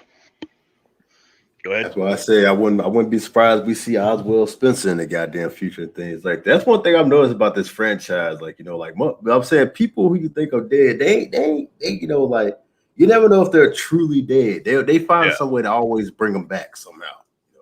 So you're looking at all this and you start reading the notes about this whole thing was because of Mother Miranda's daughter dying during the Spanish flu. And her later on being exposed to this megamycete, giving her this longevity. And being able to experiment and find out, again, through part of help with Umbrella, that anything consumed by the megamycete or infected by the megamycete, whether it be the werewolves or anything, it retains the knowledge and memories of the individual. And this whole thing has been Mother Miranda looking for a perfect host to revive and reincarnate her daughter that died. Now, one thing that they never specify, and I've had this conversation with everybody else about this game, is they never really go into how Mother Miranda found out about Rose. Mm-hmm. They never really explain how she found out about it. Now, yeah, like what I'm saying, where it happened to the fact where she could make that where she can make that switch, like into like Mia and things like that. They really like yeah, there was no information given on how did she because again, before she even took, because now you find out that Mother Miranda has the ability to shapeshift. She has the ability to look like other people. The person you saw gunned down at the beginning of the game was Mother Miranda disguised as Mia. Mm-hmm. The old lady, the old crone, was also Mother Miranda, manipulating Ethan into going through to weed out her weaklings that did not pass the test. Her defective children, as she said. Mm-hmm. So, and at the very end, you find Mia. Still alive. She had been brought here to be experimented on. And she goes to this whole thing of, oh, Ethan, where is he? Where is he? He's like, he's dead. He's like, no, he's not, because he's very special. Yeah. And that's when it switches back to him, like hallucinating about before we get back to Ethan, again, how did Mother Miranda know about Rose, and how, because again, before she even said, I'm going to take my place to be able to acquire the child, because she obviously has the properties that I need. That's the one thing they kind of left like that. How do you even know she has the properties that you need? There was never anything written down in the game, anything else. Yeah, it's like, seemed probably somewhere heard it because Ethan and Mia moved to East Europe. So. Yeah, because this happened like 3 years after Resident Evil 7. Yeah. But now all of a sudden she's like, yeah, he's not what you think. And you fast forward to Ethan, who is in, I guess, the afterlife kind of thing, like that whole purgatory, this frozen valley. Well, in the Mega Mice, he's inside that. Yeah, where he runs into the girl from the Seven, Evelyn, who explains a fucking bombshell. Yep. Holy shit! That explains a lot. I'm saying, so because she goes through. It's like, why do you think you're able to do this? You healed these cuts. You reattached your arm. And you're sitting there like, what is with Ethan? And then when they explain it to him, like, oh. Yeah, I'm like, oh, so that explains a lot. So it turns out, like I said, you want to tell everybody? Go for it, Pat. This is your strength. I said, yeah, it turns out, like I said, all this time, man, like Ethan has been dead since his encounter with Jack in Resident Evil 7. Yep. That scene at the beginning of Resident Evil 7 where right after you're trying to save Mia and Ethan gets knocked out and you wake back up at the dinner table trying to be fed by what's that lady's name? Like I told you, by the mother, basically. Yeah, but I'm trying to remember her name. Martha or something like that. But the spider bitch. Yeah. Oh, the wasp nest. Motherfucker, the wasp nest. That's the deformed cooter woman. But straight up, when the whole time he had been killed and brought back as kind of what they thought was, or what Evelyn deemed, a successful experiment of bringing Margaret is her name. Margaret, thank you. Yeah, Margaret. Of reincarnating or bringing back a human. Because all those black icky motherfuckers that you killed in Resident Evil 7, Ethan is just one of those, but for some reason different. When he was corrupted, he was able to maintain his mind. No, he did not maintain his body. He maintained his look. Don't get me wrong. Because at the end of Resident Evil 8, his body's dripping off. Yeah, it's starting to crumble. It's starting to look like degenerate, basically. Yep. It first starts going gooey, just like the black guys in Resident Evil, the gooey, the mold people in 7. Biohazard. Yeah. And he's just like, and next thing you know, he wakes up after everything. He's like, no, I am gonna save my daughter. I've got to save my daughter. I'm going to save my daughter. He wakes up as the Duke's ferrying him to like the ceremonial place where Mother Miranda is. Which, let me ask you a question. Outside of Heisenberg telling you to, hey, drop the flasks in that little crucible and set this here as the key, if you had a choice to do all the hard work of setting up this little art shrine for the ceremony prep, I don't think I would have. No. And the wild part is, if they had all this stuff right here to do it in the first place, it's like, why did they do it? It's like, why did they Yeah. I know it was like a lunar cycle kind of thing that they wanted to wait for. But now fast forward to Ethan getting there, because the whole time over, the Duke's saying, like, as you know, as you've become to realize, you can no longer go back to the world of man.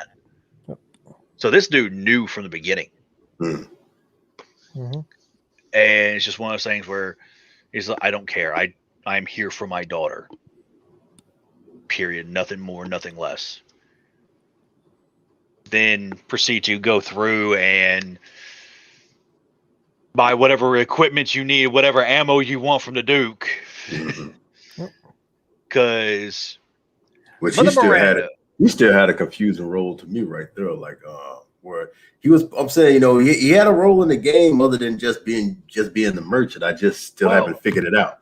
Well, here's the thing. He's probably most likely one of the other lords. Could be. I mean, because he doesn't look human. He's deformed as a motherfucker. But here's the thing. He's talking about when he gets the doll, when he gets the crystallized bodies of the daughters and of the Lady Dimitrescu and Heisenberg and all that stuff. He makes comments. He's like, I can't remember which one, but he's like, this will come in very handy. Whereas when he talks about Lady Dimitrescu, he's like, oh, even in death, such curves. But, and then again, once you get done with Moreau, the Duke could just go into the castle. When you got with, well, again, he's also in the factory. He's in those locations. Yeah, but he's literally even when you walk into the castle, you read the signing book. He is written in there for a meeting. So yeah. Well, he's for a long time. Friends is well, acquainted. They work together at least. But and then when you get done with Moreau, he's standing there holding the jar with the mycelium in it. Mm-hmm. So you're like, why do you have that? What are you doing? So then you have the fight with Mother Miranda. Oh, and this right here, once again, to me, it was very disappointing, man. Because I'm saying this is the final boss, man. Like, this is the motherfucker that you really should be having like all the hell with. She's had, because you watch your daughter be brought back, and immediately she's like, what's going on? My powers are leaving me. She sends the child away and started attacking you. I like the fact that she kept changing, she kept shifting, kept it interesting, but the patterns were so repetitive and so predictable. And that's what I hated right there, man. I'm like, this is the final boss right here. This is the person who should be giving you it be her the most hell. Whether it be her human form, her spider form, her vulture form, any of that stuff. The only one that gave me a hard trouble is when the trees would shoot up out of the ground, and the first time she shut the lights off on you. Those are the only two times I actually had trouble, because I'm like, oh shit, what's going on? outside of that, it was a very easy fight. Yeah. Yeah, because again, like in earlier plans, she wasn't even the final boss. She wasn't even there. It was Heisenberg's father was the original villain. So, But again, it kind of makes sense now. Why is she so again, I'm easy? not talking about what the game was planned to be. I'm talking about the game that they released to the public. That's partly the reason, because he is a later concept they implement later. Well, and here comes to Hmm. again what I'm saying. If you change things down the pipe, whether it be because stuff got leaked or something, whatever else, then take the time and flush the game out. Yeah. Because that's where it seems like there's parts that are good. Again, the castle, the factory. And then you just kind of, oh, we need to finish this off here. Like you had a concept of we're going to add 2 more bosses and a final boss, but you're not really flushing out the process of dealing with them. It was not, again, it was more Moreau, Donna, and even Mother Miranda were more along the lines of just things that needed to be done to finish out the story. I didn't feel like there was anything really flushed out about it.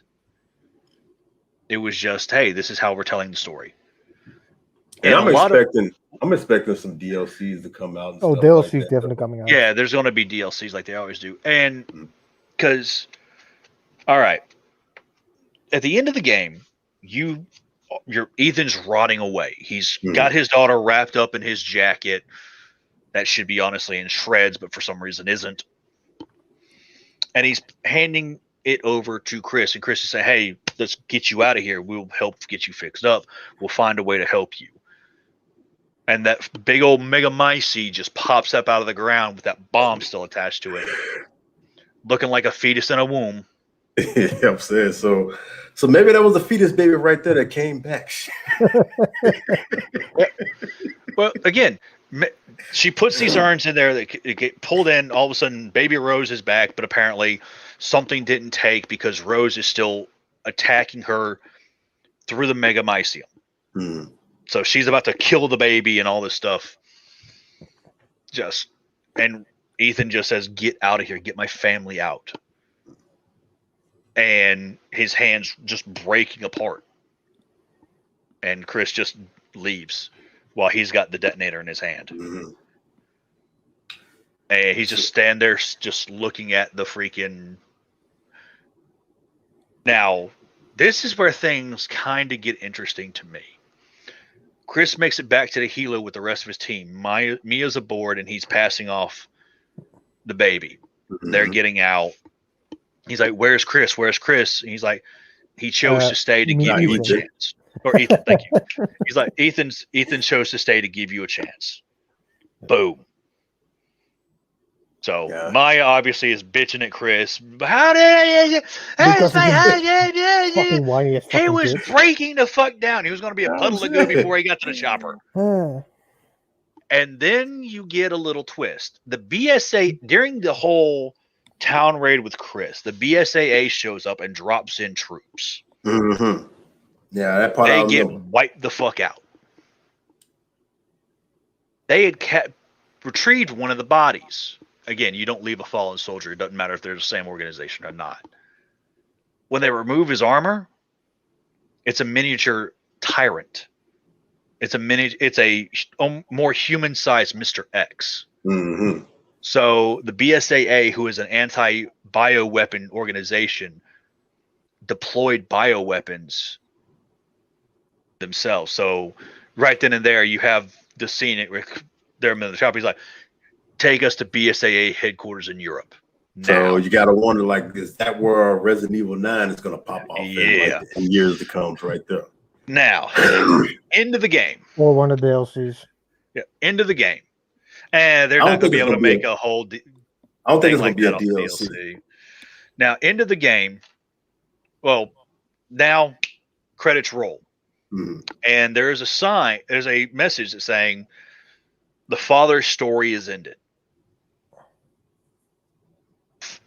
All of a sudden, you fast forward to a girl that has the book of that is rereading the Book of Shadow or the Village of Shadows, with a different, all the way through now, of the same thing, the bat, the fish, all of that. Mm-hmm. And at the very end, the mother and the father go into this forest to rescue the daughter. The father gives his life to save her. It's basically the book is about the game. Mm-hmm. And there's this little blonde girl that goes up and is delivering flowers to her father's grave, the grave of Ethan Winters. Mm-hmm. This is Rose, I think, 20 Yeah, years 20. old. Yeah, I think she's 20 years old now. You know, it's like say she's a grown person. So, well, a lot of people's things is the next game might take place after her, or the game is going to be something went wrong and with her being used like BSAA. well, she is going to be the most likely the main character of the next game. It could. So it's going to be like the next Sherry Birkin. Well, how? Because at the very end, after because her handlers come and get her, and at the time, because she's basically the reincarnation of the Evelyn Project, the handler makes a joke calling her Evelyn. She did not take too kindly to that and yoked him like the fuck up. Yanked that motherfucker up by the throat. But during the time, he's like, look, call me that again and I'll show you the abilities that not even Chris knows that I can do. So she's got unique abilities, whether it be controlling the Megamycete, stuff like that. So I'm looking forward to finding out what's that going to be right there. Yep. Like, I am honestly very interested in that. And again, a lot of it seems like I did like the twists and everything like that we saw in Resident Evil Village. Ethan being an actual mold creature, stuff like that. That was interesting. I liked the storytelling there. Because you've played 2 entire games as a dead man. Mm-hmm. And what are the odds of Ethan truly being dead? That's another thing, right? And the amount of people losing their shit because at the end of the scene, you have the truck driving away, and there's a man in the distance that looked like he's wearing the same blue jeans and exact same colored jacket as Ethan Winters. They used Ethan model for that scene, but as it's supposed to be a distant scene, it doesn't have to be him. That is took the easy way out. Here's the thing. My concept was the handler showed up, and when he was after he got yoked up, he had a sniper call in, and he's like, "Hey, do you need securing? I have a clear shot." He's like, "No," reaction to a bad joke. Mm-hmm. That's who I thought they were like. Okay, they're picking up the security, because in a situation like this, it's not just going to be one motherfucker as a driver. Any kind of military operation, you're going to have a security operative with a weapon system. Mm-hmm. So this is probably the guy that had a sniper rifle on her a minute ago. Now he's going to sit in the back seat with a gun on her to deal with her if she acts up. That was my take on it. And now, all in all, I did not feel cheated for the money I spent on the game. Do I think there's parts where I wish they had spent more time in better polish rather than, we changed things up and we don't really have enough time because of the deadline we're trying to keep to really flush out the rest of the game that we had developed. And that's what sucks right there, man. They end up rushing these games because they're trying to be like these deadlines and anticipation and stuff like that. And it's like, I don't mind you overstepping your deadline and things like that, man. If you're trying to, I'd rather have a good game than just than a rush piece of shit. Mm-hmm. Well, the game is. Which this game was still great. It's just like in certain parts, it's just like Like, at the same time, certain parts were disappointing. Yeah, but again, I don't feel cheated. I really didn't. But then you get into. And the problem is the replayability. Oh, it was all about just achievement whoring, getting the weapons unlocked and all of that. That's all the replay was. even in Village of Shadows, it was literally just, I'm doing this for bragging rights and to get the achievements. Yeah, to get that achievement right there, like I beat it on the hardest difficulty. Because like I'm saying, we already know the story. It's not like I'm saying like with every difficulty, like there's saying, no hidden cutscene that you're going to unlock at the end. There's no change in the story. And oof, I mean, and don't get me wrong. I mean, it was a badass thing to me. I mean, because I'd already, by the time I went to Village of Shadows, that was like my fourth playthrough. My second playthrough was just getting my gear up, and then I went into the hard difficulty for my speed run. Mm-hmm. Got that bitch done in just under 2 hours. I think it was like 1 hour 57 seconds. 1 hour 57 minutes and 26 seconds was the time.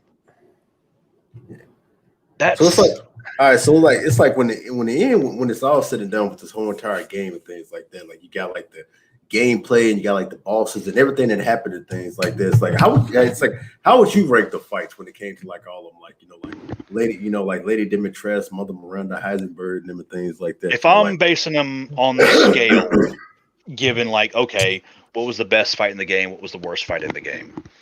Best fight in the game, Heisenberg. Yes, I agree. Worst fight in the game.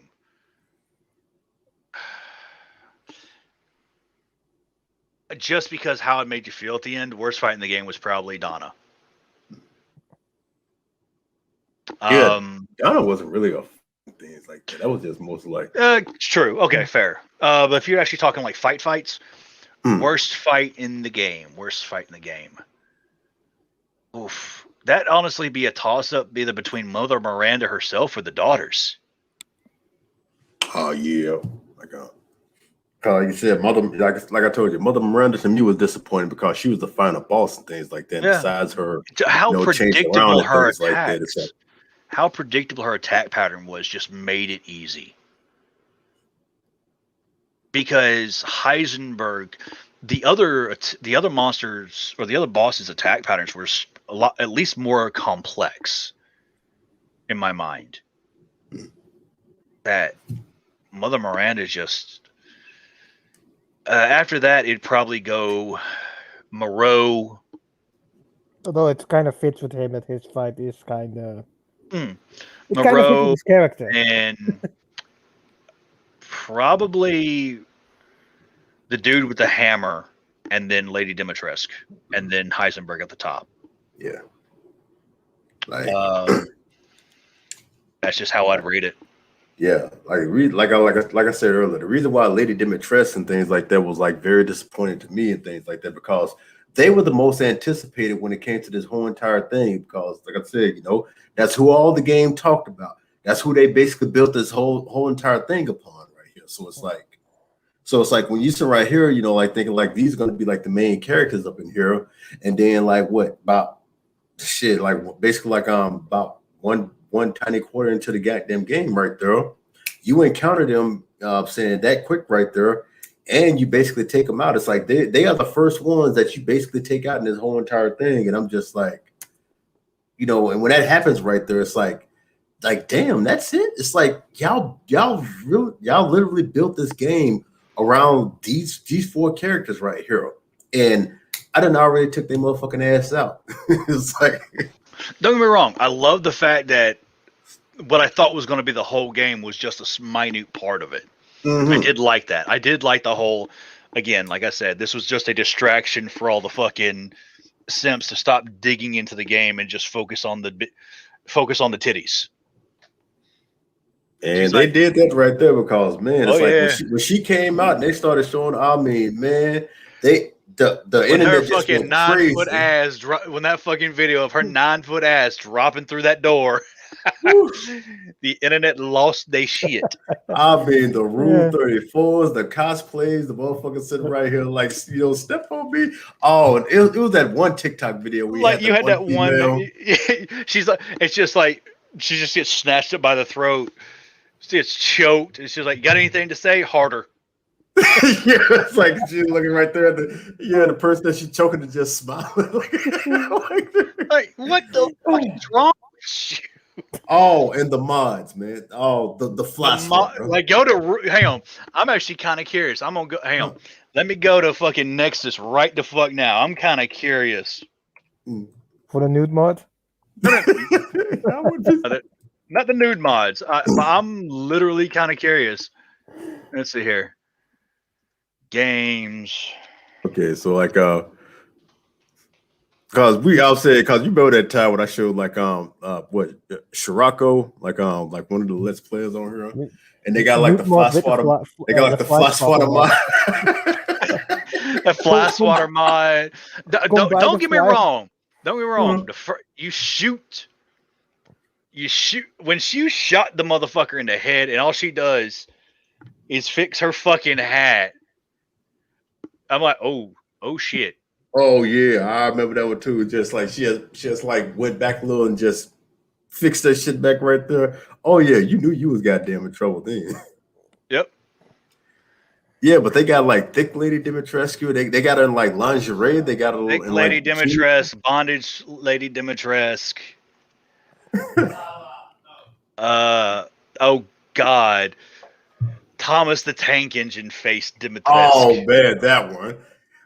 Yeah, they like Chaos they was showing us that one in the Discord right there. So, like the amount of pictures of her and or mods that put her in like BDSM wear is just the fucking like Jesus Christ, people. Of course. All right, like I said, yeah. Before we end up this whole entire thing, it's like I just gotta show it. So here it is right here. The fly swatter mod. Oh yeah. Yep, and every single female character from Mother Miranda all the way to the daughters now has a nude mod. Of course. Outsider. Jesus Christ. They must now combine the nude mod with the fly swapper mod. I can honestly people combine those two now. And I think you can just do this on the PC, right? Yeah. Go to fucking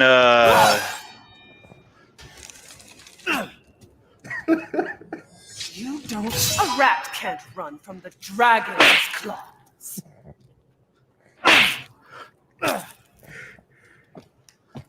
Like I said, don't do no damage. It's just there for time.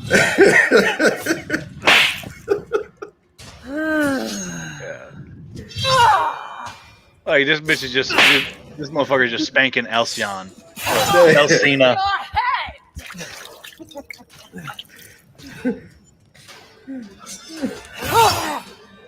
And that's what I'm saying. She got these big long ass fucking Freddy Krueger claws and shit like that. Certainly are persistent. Yeah, I compare more to Lady Deathstrike because they can regrow it. So. And like I said, when you sit up there, and this is Ethan standing up right there, and he is basically right there, like head first with this woman's like waist size. So it's like, for her to be that damn tall, and I'm saying, and all you basically seeing is ass right there. Oh my God! There's a mod that literally puts the words "slap me" on the back of Lady Dimitrescu's ass. I'll say, wait, yeah, put that in the private chat because I want to check that out. It's literally like on the back of her goddamn dress. Are you fucking kidding me? Yeah, but it is a trip that you go through this stuff right here, y'all. Yeah, you see a whole lot of these mods that they basically put on here. There's a mod that apparently a lot of people liked Donna because there's mods that were like restore her, takes off the veil, and restores her to like how she looks in the picture. Because apparently the model originally wasn't supposed to start infected. Mm-hmm. That infection was supposed to grow as you dealt with her in the original concept of the game.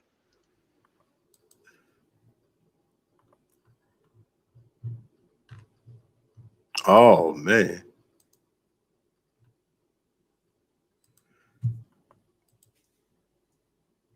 Boy, the baby glasses YouTube right here because some of this content like that.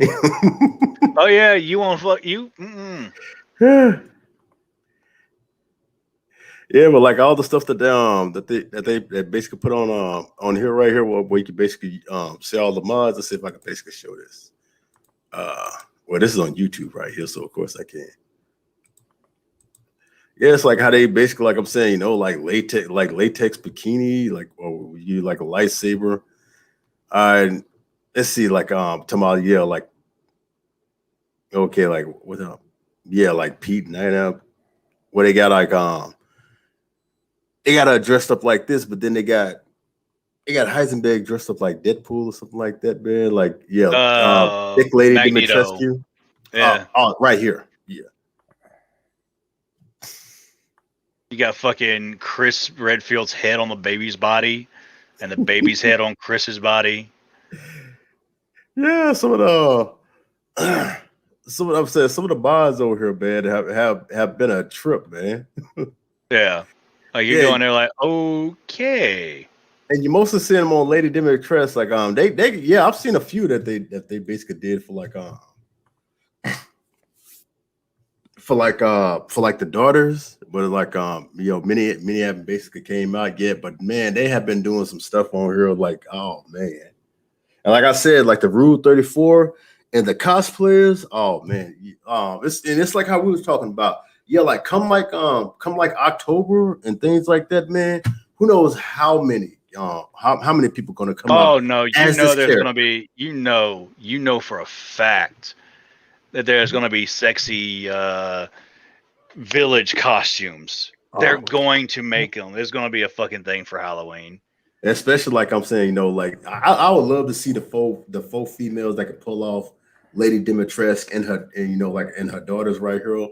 And you know somebody's gonna do it. Well, me and Sam have had that conversation because we've seen professional cosplayers try to pull it off. Mm-hmm. Nobody really has the right proportions because all they really did was they took somebody that has like Weibo's proportions and then made them bitch 9 feet tall. That's all they really did. They took a short stacked body and made her 9 feet. So unless you're trying to put Weibo on stilts. Yeah, because that would be the thing right there. Is like, how the hell can you pull off? I'm saying, well, you could pull off the cosplay itself of like Lady Dimitrescu, but I don't know how you're gonna pull off that 9 foot motherfucker. Like, yeah, if you're trying to do like a group photo scene of Lady Dimitrescu and her 3 daughters, you're gonna have to get a short stack on stilts. Mm-hmm. A tall woman that's got framework underneath the dress to kind of accentuate the curves. Because I'm sorry, there's not a single tall woman I know that has curves like that. No. Because I'm saying, you know, because to be that tall and to be thick, I'm saying thick as a motherfucker too. Like, yeah, that's what they really like pull this character off right here. Because yeah, she got it in all the right motherfucking spots. She's thicker than a snicker. Man. So that's what that was it. So yeah, how they gonna meet the tall person who's got all that right there? Like I'd love to see that. Unless they're trying to do like all the fucking daughters are like midgets. But yeah, I mean, I want to see that cosplay. I really do. Like I said, somebody will attempt it. It's like I'm just looking. I mean, the problem is I've seen girls that have curves try to pull off Lady Dimitrescu, but for some reason it's just because of the height on them, it don't look quite right. They've got the curves, but the proportions just aren't matching up. Yeah. And a lot of people sitting up here, well, how can you tell the difference between a daughter? Well, besides the jewelry that they have on their necks and things like that, one's a blonde, one's a brunette, and one's a redhead. If you really and they all have different hairstyles. One has like half their head shaved, stuff like that. And the personalities are a bit different. Yeah, you've got what is it? Bella's the ditzy one. Yeah, Diana's Bella's the blonde. Yeah. Then you've got the Cassandra was the redhead, I believe. No, Cassandra was the brunette. No, Cassandra was a brunette. Daniela was a redhead. Daniela was the one that you fought in the study, not the study. Yeah, with the window that you had to open up. Yeah, and she was a lot more cautious. She was a lot more thoughtful. And then you had the very aggressive Cassandra. Or that, yeah. That woman's just like, come here. She really wants to dig. Yeah, that was like, she's like, I'm gonna have fun with you. Just like, if one of the them would insinuation, my dear, but watch it, unfortunately, I would be want her. to survive. Cause she was the main one. Like you was really in like the tight space, which because you had to blow out the wall, and she is really chasing out your motherfucker. Don't get me wrong. Don't get me wrong. When you first get the one that blocks your doorway, and she's like, "Let me just have a bite," or the girl's just like, or the girl that chases you into the back room. How about this? I chain you up, I get a little nibble, and I'm just like, bitch, what are we talking about exactly? It's like, you're making promises here. Yeah, but when they got mad, boy, they turned straight up feminist. You disgusting man thing. Yeah, like they making all these things until like okay, Bella, when you pop, you horrid man thing. Like, this is, and then you realize these are vampire feminists. Not told everybody that. Because here's the thing. Heisenberg himself, like, yes, you're gonna cut, and if you cut off his balls and dick in the castle and that no one knows, where's the fun in that? I'm like, oh, that's what awaits me in the castle. Yeah. Which explains why they've got the sickle, just curve it underneath it. Bye. Yeah, you got full vampire feminists in there, like like man blood. But especially like when Lady D gets a hold of your motherfucking ass, goddammit. You disgusting man. You coming to my house, put your man hands on my daughters and try to steal my property. Wham! 5 floors down. Yeah, I had fun with that right there. Like every time she is slamming, I'm like, yes, mister. Yes. See, here's the thing. I am not into the whole dommy mommy or anything like that. Give me the daughters and you go for the whole allow me to educate you the pleasures of dealing with a man thing the correct way. But no, when you hear certain things like how these certain creatures came about, like again, Lady Dimitrescu conducting her own experiments on 3 girls that she captured and drained the blood out of. No, she tried with multiple. 3 in the end only worked.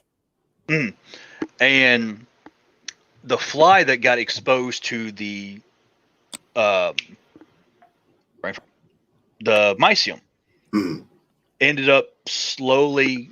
One of the flies went in, and all of a sudden, next thing you know, more and more flies start gathering around and start coming out of the corpses, eating away, until all of a sudden they just amass, and then slowly but surely, the flies start changing color, matching their skin tone, matching their lip color, matching their eye color, until the girls that they devour are now there again, but as a swarm of flies. You sit there like, like the detailed notes that they took on it, like comparing it to real life flies and real life insects, the pseudoscience that they bring into the Resident Evil games is fairly fascinating, to be honest. Yeah, and that's a trip, like how they basically and how the way that they're basically taking it right now, because they're taking it from zombies to now basically to vampires and werewolves and shit like this. So you kind of wonder, like, well, that was the whole thing. That was the whole joke about it. It was, again, the village, the quote unquote village of the vampires, the werewolves, the creature from the Black Lagoon, Moreau, the puppet master, the Frankenstein, Heisenberg. That was the whole thing about it. That was their quote unquote theme. Yeah, so you gotta wonder, like I'm saying, like where are they gonna take them when it comes? I'm saying when it comes to like Resident Evil 9. Well, we know, like I said, they could be chasing out the BSAA and things like that. So they're going to like they're going Well, and so they're again, gonna keep it like in Europe. You've taken care of the problem because the parasite was something that had fed on the megamycelium. He found a derivative of the megamycelium in Africa, and then that was what led to the God damn it, what the hell is the thing called? Las Plagas? Oh yeah, the Ouroboros. Okay, yeah, the Ouroboros. The parasites, again, had been exposed to a similar type of fungi.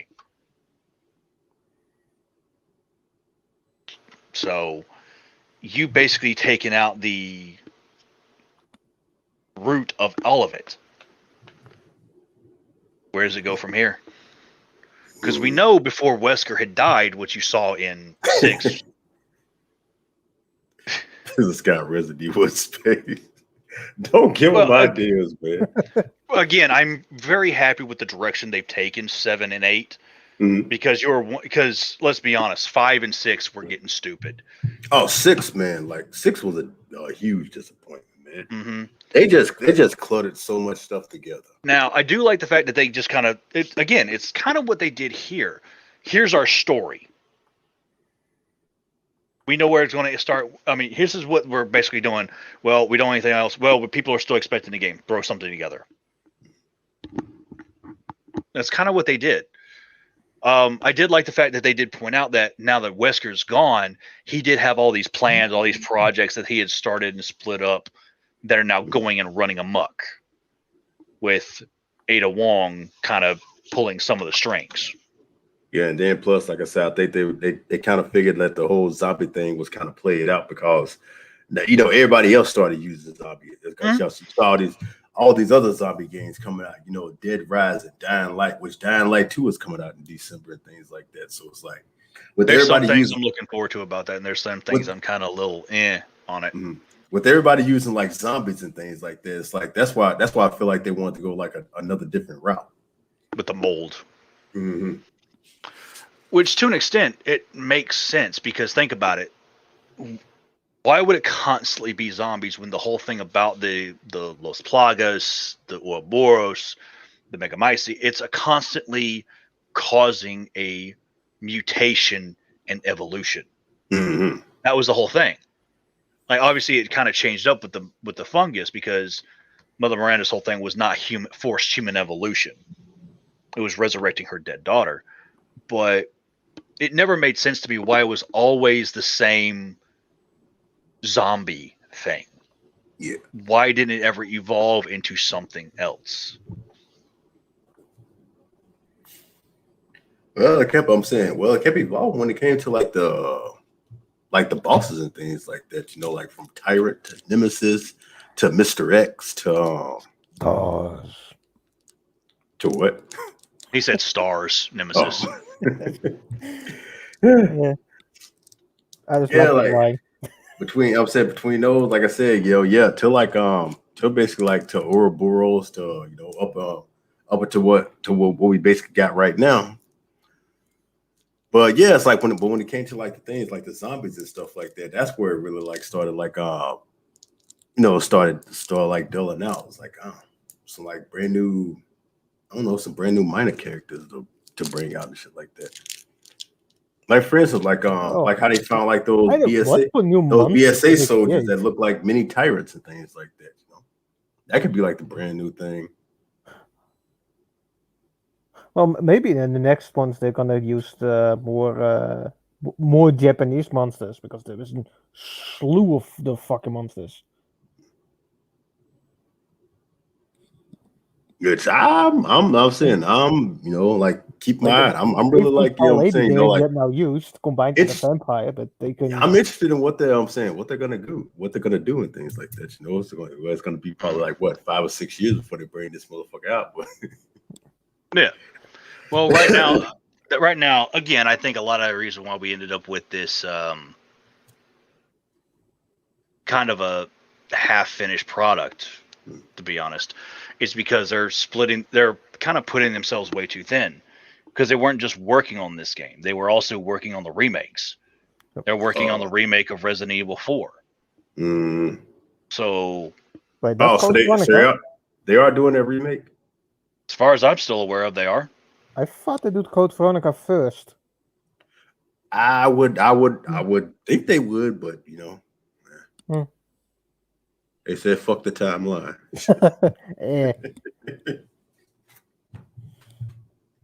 Yeah. Well, the timeline was so goddamn fucked because of how things got split up over the damn systems, whether it was a handheld and stuff like that.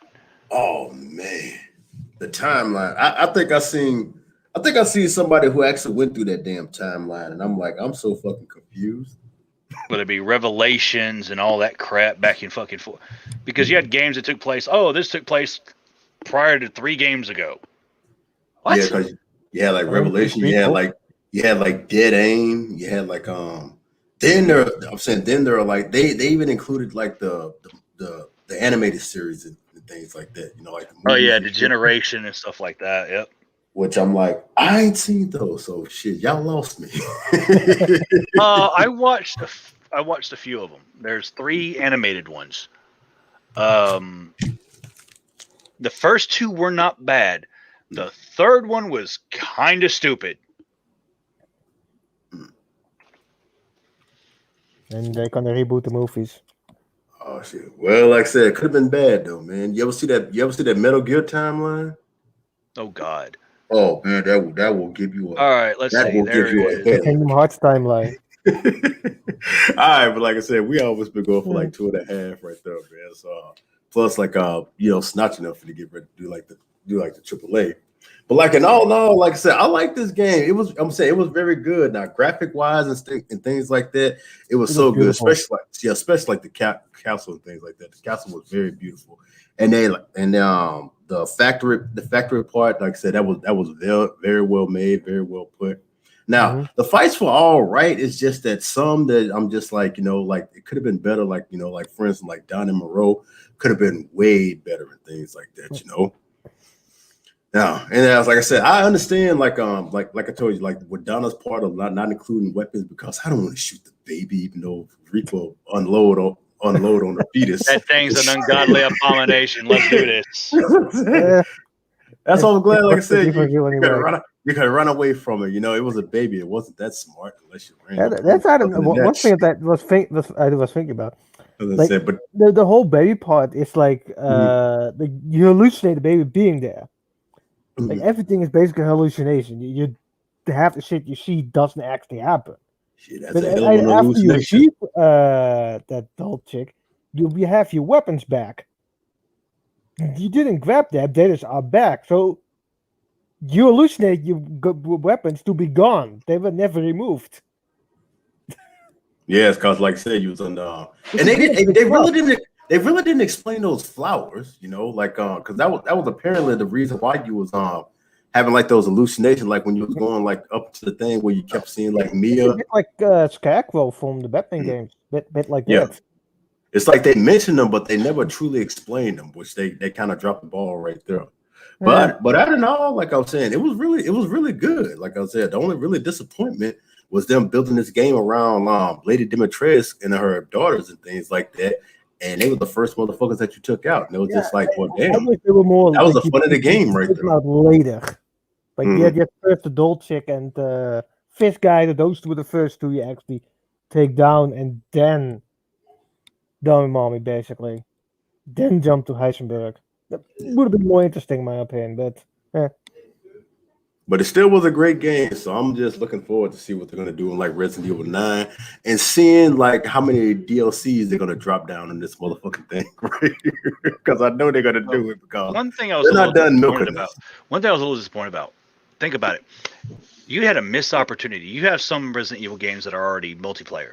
That other thing that they brought out with Village, whatever the fuck it was called. Oh, that reverse or something like that. Mine's not playing. I don't know. Are they done with that or? I don't know. I haven't tried it yet. I haven't. I But tried it. Mine's not. I said man. mine's not even playing yet, so I don't even think it's. I don't think it's up Okay. and running. But it's supposed to be a multiplayer thing. Mhm.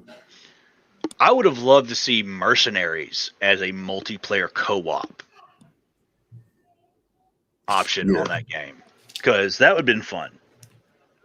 Cause in like in that part right there, like you're supposed it's basically supposed to take like every Resident Evil like character that there is, and it's supposed to be like an all out, Mm-hmm.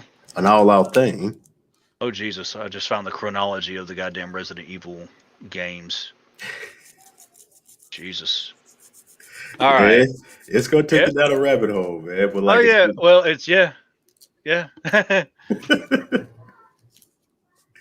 don't know, but the very first game should have been Resident Evil 0. Yeah, because it's a trip, like I said, like cause in the time where it's like Resident Evil, the first part of Resident Evil 2, or is it the first part of Resident Evil 3? I think it's like here. Okay, Resident Evil 3. The first half takes place right after the first Resident Evil.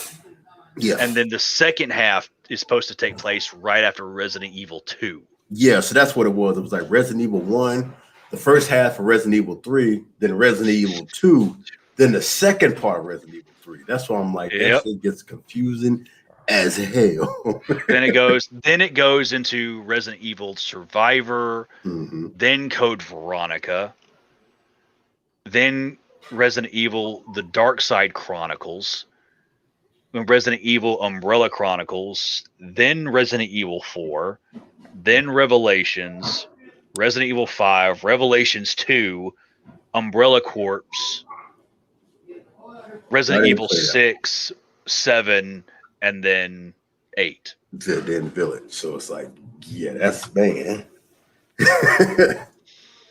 So that's a hell of a damn timeline right there, man. well, and I think, and if I'm not mistaken, that's one of the reasons why people got so pissed at the remake of Resident Evil 3. Because they cut off so much shit.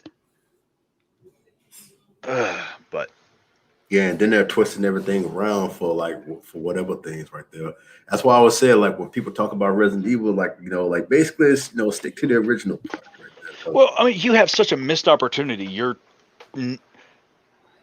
Now is your chance to really take a franchise that people love.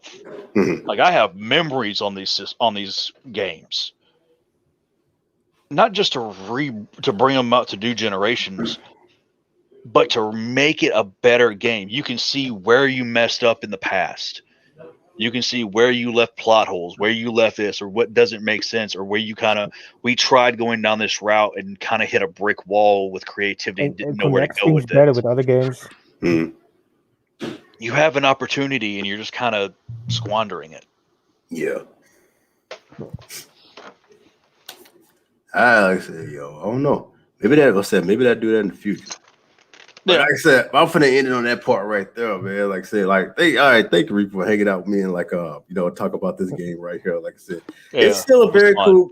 It's still a very cool game and things like that. And if y'all haven't played it yet, and we haven't spoiled the ever-loving shit out of it, we probably did. I'm like, go check it out, because I'm saying, y'all.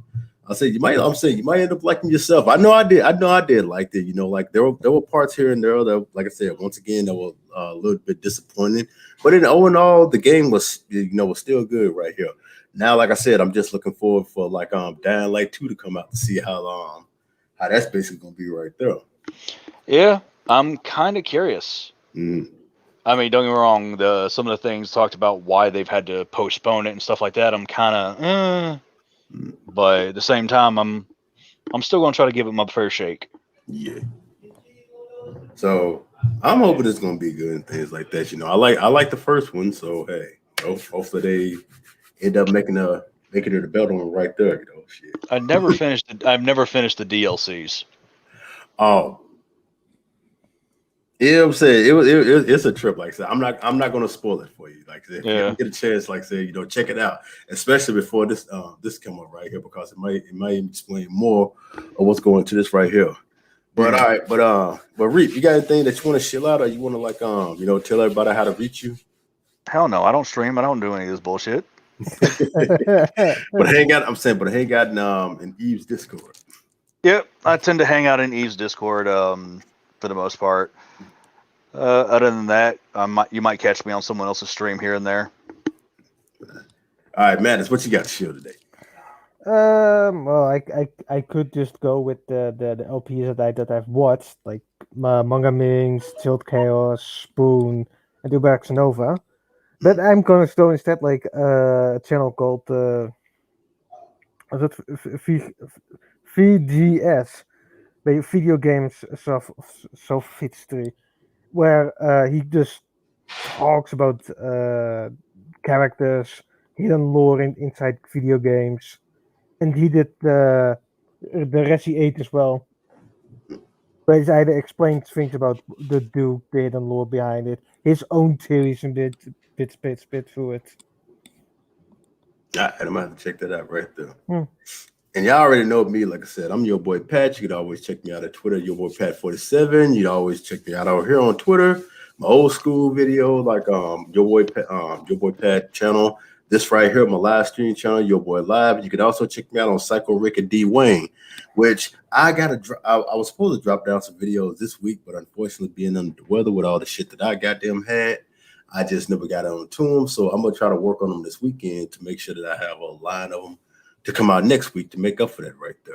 But be sure to check out those right there. And until I see y'all again, this is me along with Madness and Unholy Reaper. Once again, like I said, thanks for hanging out with me. And anytime you see me online and things like that, feel free to pop in and talk to us anytime, because it's always open stream and everybody's welcome. So all right, till I see y'all again. This is us as always saying good morning, good evening, good night, y'all. Check out this game. It's real smooth. It's awesome.